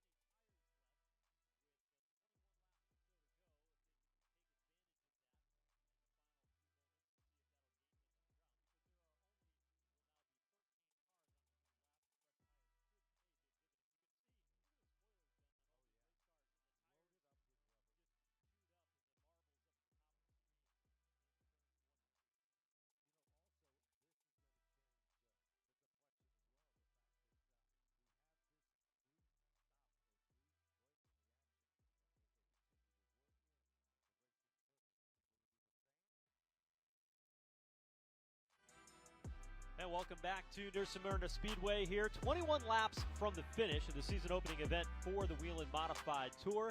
And we're under the red flag for an incident between Tyler Catalano, who had engine problems and spilled oil from turns 3 right through the middle of turns 3 and 4 and down towards pit road.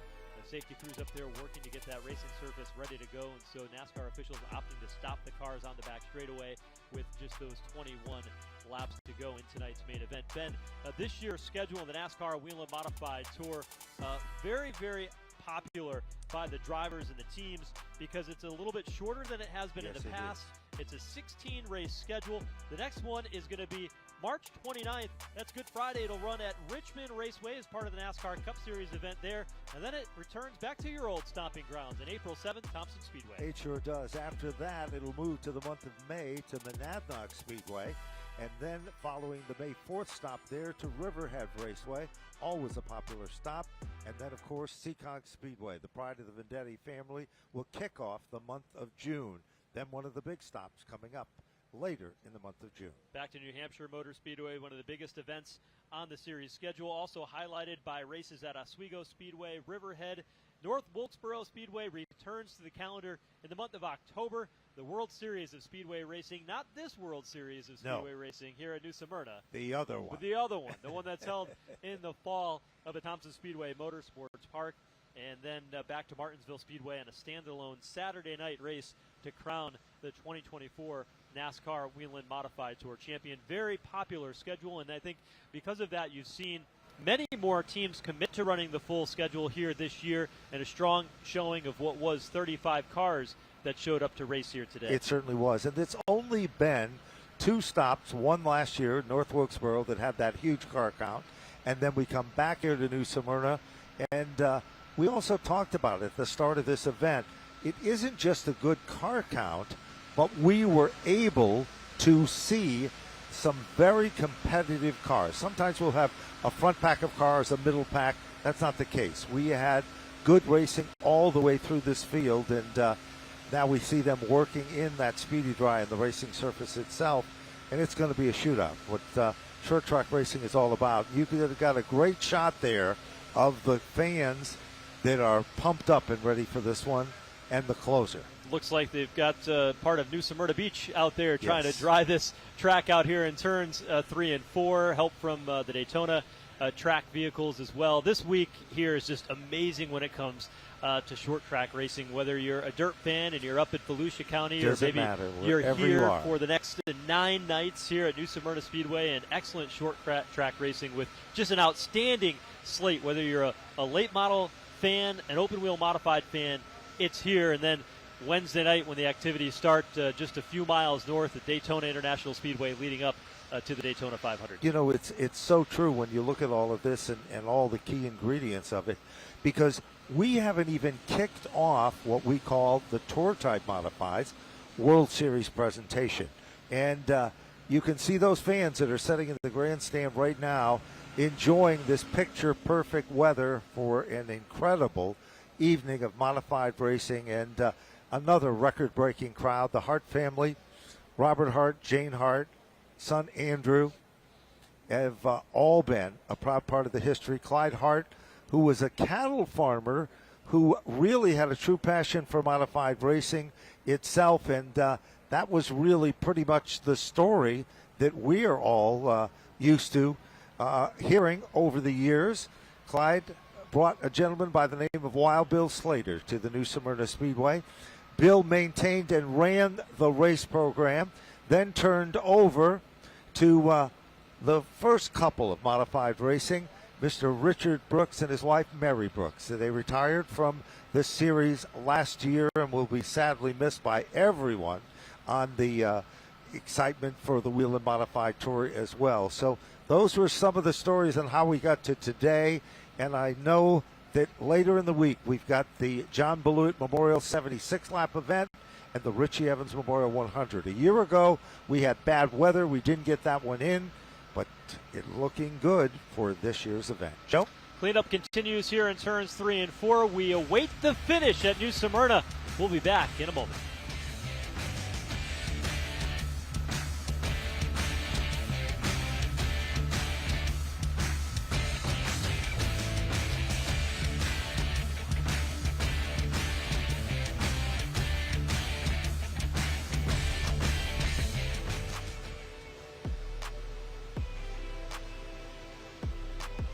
Okay, we're back here at Broadcast Central during the running of a caution with 179 laps into the record books. We've got the 50-50 raffle and the amount of money, $646 going to the winner. I'm reaching way into the bottom of this. The lucky ticket number is 511238. 511238. $646. Come to the start-finish line area, and our 50-50 raffle lady will be glad to present to you with the prize and the money.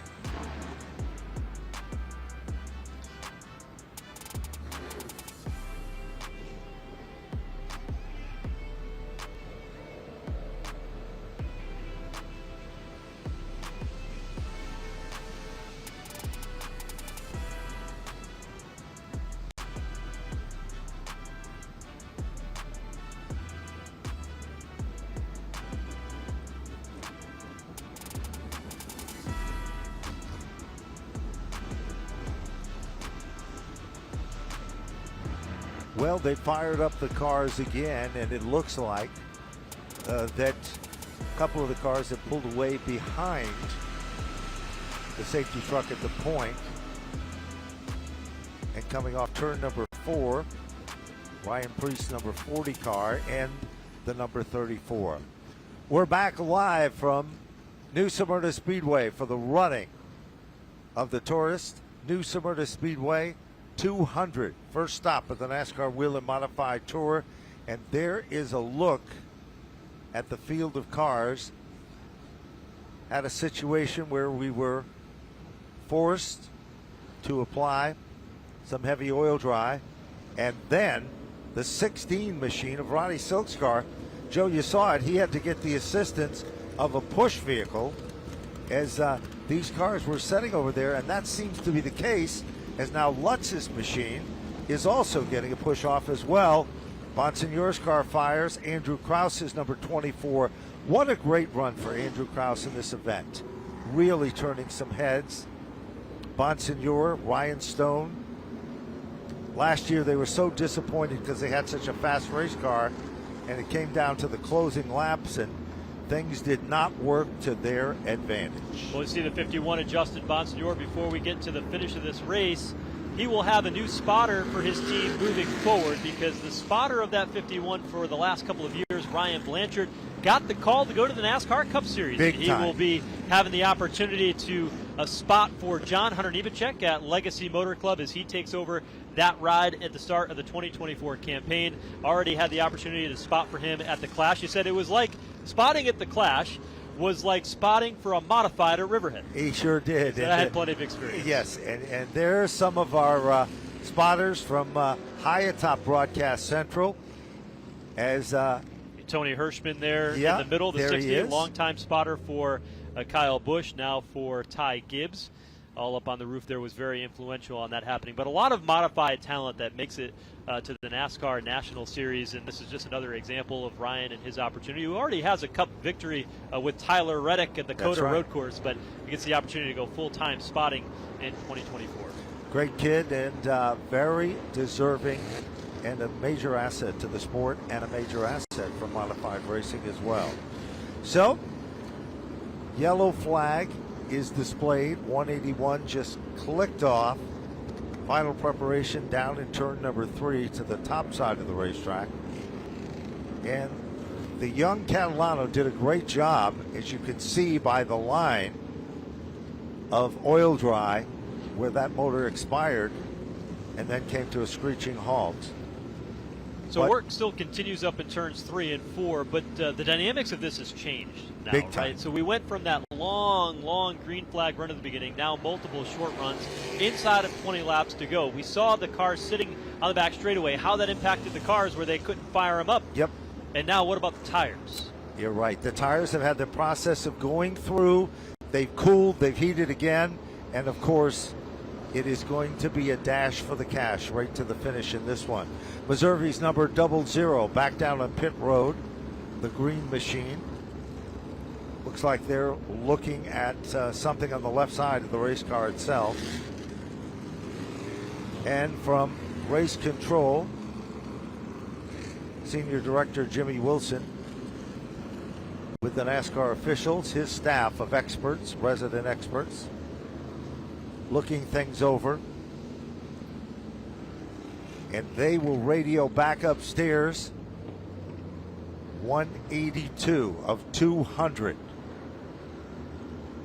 We've got a couple of drivers at the front of the field who are hungry to prove that they belong at the top of the modified ranks, and everybody is going to come down pit road and get those tires we talked about. Yes, Ron they Silk are. is in, Craig Lutz, Justin Bonsignor, Matt Hirschman, Doug Kobe, they're all in on pit road with the opportunity to get tires here at the end of this one. It'll put it in the hands of the pit crews. It sure will, and let's keep our eyes on who's going to get first. We're looking at... Let's go down to pit road and Jesse Punch. I was contemplating maybe it would be an electrical issue, but now that they've left the car here on pit road, it doesn't seem to be much of a problem. We're gonna do a 2-tire change and hopefully get this 16 back up. So Ron Silk will win the race off of pit road, and I misspoke earlier. One car stayed out. Yes, and that one car that stayed out, Doug Kobe, was the guy, as he is perhaps in the best position of them all, they might think, as Kobe is there. Behind Kobe, Austin Beers, shown in second before we go back to green. Ronnie Silk in third. So both Austin Beers and Doug Kobe stayed out. They did not come in on pit road. Austin Beers was on pit road not that long ago, Yes. but remember he had that He had the damage from the problem with incident with their that's right. Goodale. Had a problem. Remember, he got off to a tough start in the early caution in this event. Had a problem getting back to his location on pit road. Here we go. As the lights still remain on, 184. So here's how this is going to play out. So Doug Kobe will have the opportunity to choose. He'll choose the outside, I would bet, on the restart. That'll put Austin Beers and Ron Silk on the bottom lane. How about Tyler Ripkema? He has been a surprise in this one, but he has placed himself strategically in perhaps the best spot of them all. Down in pit road, Tim Conley, he's got a problem, got the air hose literally waving like a tail off that race car. That is not what he was looking for, to say the least. But, and now, car number 18 is also looking to return to the competition. That's Ken Heggie out of Calverton, New York.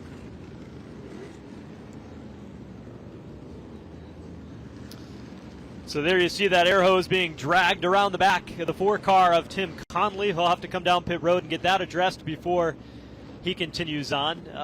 Tyler Ripkema, that team, remember earlier in the day we had qualifying here, and he laid down a lap until he got to turn 2, and you saw him just hang his head inside the race car knowing that he gave some up, and he's been digging at it all day long. His father Dean that are teamed with this operation, that's a group that they install stadium lights all around the Northeast, particularly in New York. And that Tyler Ripkema team, many teams and competitors back in the pit area say when they put it together and get the entire package, they're going to be really, really tough to beat. He's in position right now with a great starting spot on the outside of the second row. Certainly is, and of course, as we said before, nobody knows what to anticipate or expect after this. Well, it was perhaps the lengthiest caution of the event, as the racing conditions on the surface looking good now as we speak. And remember, the strategic way it has been is the outside lane is always the lane of choice here at the new Smyrna Speedway on these restarts. And now it appears that the Tim Conley machine, they've removed the hose, and they're sending Conley back out at the rear of the pack. So the field rolls up off turn number 4. Most of the safety vehicles, if not all of them, have retired back to pit lane. And we will see whether or not they get the indication here for one lap to go, or if they take another opportunity, and they will, just to check that racing surface is they've got a couple of vehicles that they're trying to get repositioned over in turn 2 in the infield gate. So they'll hold off on giving them the 1 to go here. So we'll have what looks like at most 11 laps to go to the finish of tonight's event. And a couple of drivers that are going to be sitting on the front row who haven't been up there all night, and that's in Doug Kobe and Austin Beers. Certainly is. And of course, as we said, this is the ultimate sprint. This is the type of distance you usually see in a qualifying heat at most short tracks in America that run qualifying events. So let's see what's going to happen here as, again, field is still with lights on the safety vehicle at the point in this event. Remember, we go back to not last year but the year before. Matt Hirschman was the big winner. Then last year, Ronnie Silk started his quest for the title, and he did it right here with his first victory of 2023. Looking for a repeat performance, deja vu, but Doug Kobe might have pulled off one of the best moves as he decided to stay out, and so didn't the young talented rookie from last season, Austin Beers. Well, Tommy Baldwin, one of the best on pit road in NASCAR competition, and he has certainly played this game right. As we get closer to the finish of this race, it's going to be harder for those guys that have fresh tires to take advantage of them as the laps dwindle down. But Doug Kobe and Austin Beers, those are the two drivers that really dominated this race last year. We've highlighted a lot about Ronnie Silk, but he didn't take the race lead over until late. And then it was a battle between he and Justin Bonsignore. But the race last year, Doug Kobe led 106 laps. Austin Beers in that 64 thought he was going to score his first Whelen Modified Tour victory, and he came up a little bit short. But for both of those guys, it hasn't been a smooth night. Kobe started mid-pack, struggled to move forward, got the track position here at the end of the game with a race car that's good. Austin Beers, he's been in an incident. Car's not perfect, but he finds himself up at the front. He certainly does. Then Tyler Ripka is in the 4th position, finding himself in the perfect lane of opportunity. We know that the outside lane is going to go. It's going to be 10 to go. 10 laps to go. Clean those tires off one more time. Get ready to fire them off. The final shootout. 10 to go at New Smyrna Speedway. Kobe on the outside lane to the bottom of the young Austin Beers, and he will keep even with Doug Kobe down into turn 1. No question about it. Beers got the lead, drifts up the racetrack a bit. That puts Ronnie Silk back up to 2nd. Leader of the pack is Austin Beers out in front.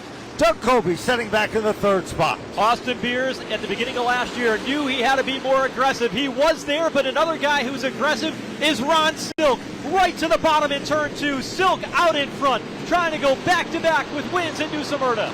Ronnie Silk takes back the lead. Austin Beers still digging in. Trouble now. Little contact was made. Everybody is okay. Meanwhile, it is Lutz who's also contending with Doug Kobe.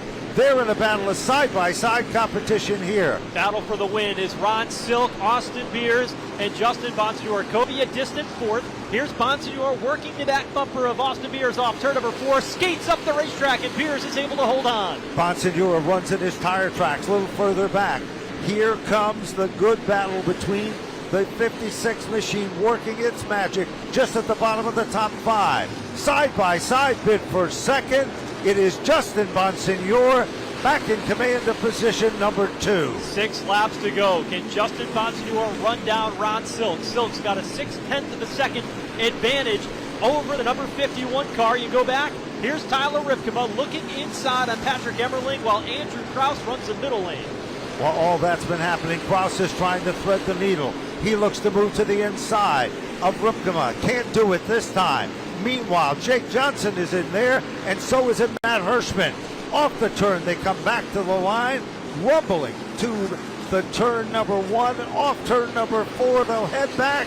It's still a great battle in the battle for the top 10. Great action here. Jake Johnson trying to get the better of Andrew Kraus, who has had an outstanding day. Up front, though, that lead starting to get chipped away.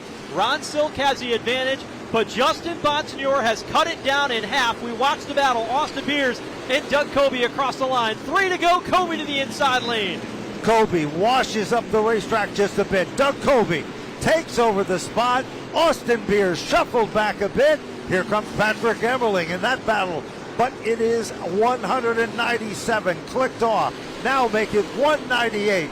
2 laps to go, 1 mile left in the competition here. Might have been a little payback from Doug Kobe to Austin Beers as to what we saw on that restart when we took the green flag with 10 laps to go. Leaders in turns 3 and 4. It'll be the white flag this time by Ronnie Silk across the line. He looks in the rearview mirror, 5 car lengths behind. Justin Bonsignor is there. It's not over with yet. There's 2 turns left in the competition. Will Silk pick up where he left off with a victory in the start of his quest just 1 year ago here at New Smyrna? Ronnie Silk has done it. He will take down the win in the opener for the NASCAR Whelen Modified Tour. Second year in a row, Ronnie Silk will get the best of the Whelen Modifieds here at New Smyrna, and Justin Bonsignor settles into second. Had the opportunity before that caution came out at the end to go after the win and go after Ron Silk, but they'll finish the way they ended the 2023 campaign, and this rivalry between the 16 of Silk and the 51 of Justin Bonsignor just builds even larger as we head into the new season. No question about it. Let's take a quick look at the finish. Ronnie Silk, your winner. Of course, Justin Bonsignor is second. Doug Kobe will finish in third. Patrick Emmerling rounds out the top 4. Then a great rub for Trevor Catalano with the number 56 car, Austin Beers, to finish in the 6th spot. Then it is Tyler Ripken to finish in the 7th position. 8th spot will be Andrew Krause, and rounding out the 9th position is Jake Johnson, with Matt Hirschman finishing among the top 10. Kyle Bonsignor, he got shuffled out of line in turns 3 and 4 towards the end of that race. Lost a lot of track position. Will finish outside the top 10 in 11th. Craig Lutz was 12th. Ryan Priest, the last car on the lead lap, in 13th. Ryan Newman, 1 lap down, 14th tonight. Ronnie Williams was 15th, 16th for Dave Sapienza, and then it was a 17th place car for Brian Roby, Joey Coulter, Tim Conley, and Ken Hagee, rounding out the top 20. There you see Justin Bonsignor climbing out of his race car. Gave it everything he had tonight. Will come up short as Ron Silk, back-to-back wins here at New Smyrna Speedway. This racetrack has been so good to him yes, over the years, and no surprise to see him now a 2-time winner under the Whelen Modified Tour banner to go with his track championships and some of the special events, the John Blewett Memorial and the Richie Evans Memorial event that are run here at New Smyrna Speedway. And Ronnie Silk is back on top. And look at the grandstand. The fans are still here anticipating that interview that kicks off where he left off here at New Smyrna. Phil Moran prepared the automobile, the future homes machine. Well, it found a home of a different type. Victory Lane here at the New Smyrna Speedway for this event. There is the man himself about to climb out of the race car. You never see a lot of emotion out of Ronnie Silk. He's calm, cool, and collected. But boy, he puts that to work behind the wheel of that race car, and he's ready to get out, ready to cheer in front of what has been a capacity crowd here for the 3rd year in a row for this event at New Smyrna Speedway. Certainly has become a fan favorite, and with action like this, plenty of reason for that. There's the congratulation high five and the fist bump from the owners and the sponsors and crew members. Ladies and gentlemen, we direct our attention trackside as Ronnie Silk has done it here again at New Smyrna. The series champion, Ron Silk, defends his race win here at New Smyrna Speedway. Ron, a win to start the season, and coming off of a championship year, what does it mean for you and this team to start on such a strong note? Yeah, it's can't start much better than that. I love this place. It's my favorite racetrack, so it feels good to back up the win last year. Off to a good start, so hopefully we can keep it rolling. Everyone did a great job, had some great pit stops, made some good calls strategy-wise that put me in the right place. So just a team effort. It takes everyone to do this, and can't be happier to be here in victory lane. You made up some serious ground on that last restart. Take me through that final restart in the closing laps. Yeah, I knew I was sitting in a pretty good spot in 3rd there. The 2 guys were on, they weren't much older tires, but 20 laps makes a difference. So I was able to kind of push Austin by Doug there and could kind of make quick work of him. And luckily was just able to get a little bit of a gap that I could manage to the end. Congratulations, Ron. Thank you. That's Ron Silk. He's your defending series champion, and tonight he starts the 2024 season with a win here at New Smyrna.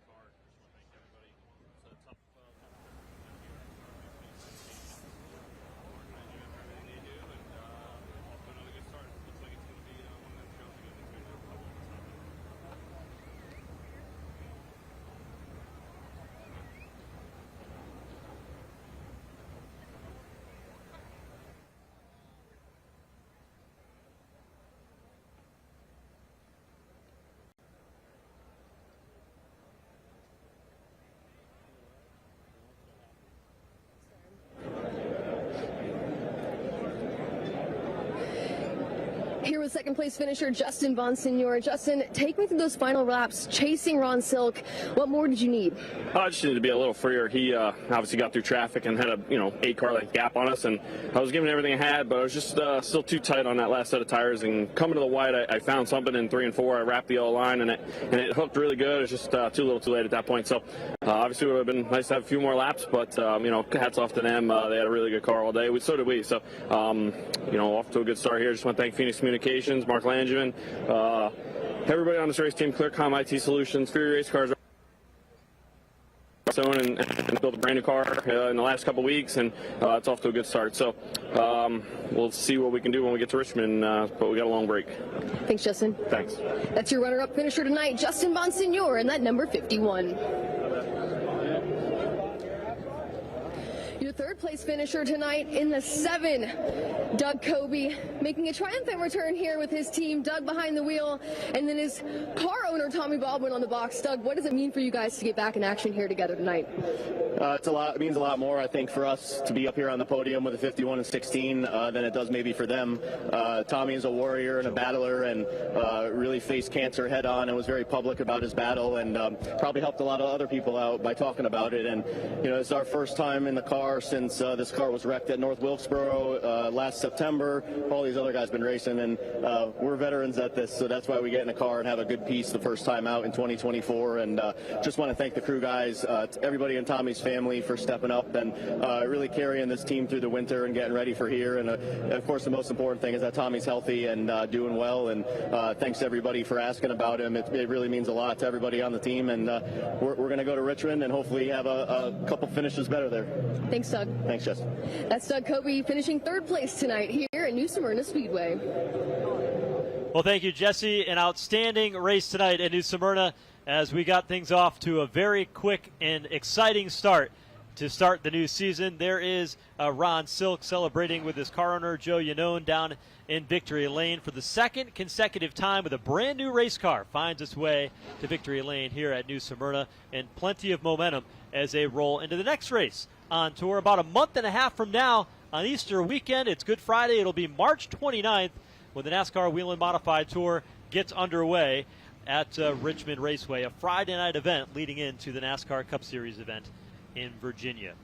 Well, a good solid start for Ron Silk, Justin Bonsignor, and Doug Kobe. Many other drivers in the field. Some will come away happy tonight. Some will come away trying to figure out what they need to do to get their cars and teams pointed in the right direction. It's just the way racing goes, but it certainly was a capacity crowd here tonight at New Smyrna Speedway, as this is just night 2 of 9 nights of racing that'll take place here at this racetrack, with another 5 nights to go, and with modified racing, tour-type modified racing over the next couple of nights. So plenty of action still left to go here at New Smyrna Speedway throughout the balance of the week. Hopefully you can join us throughout the week here on Flow Racing and follow along with all the action here at short track racing at its finest as the week rolls on. More to come after this. More divisions will be on track as Victory Lane celebration continues for Ronnie Silk and the entire team in that 16 camp. Back to defend their championship once again, and we'll have more in a moment from New Smyrna. Stick with us.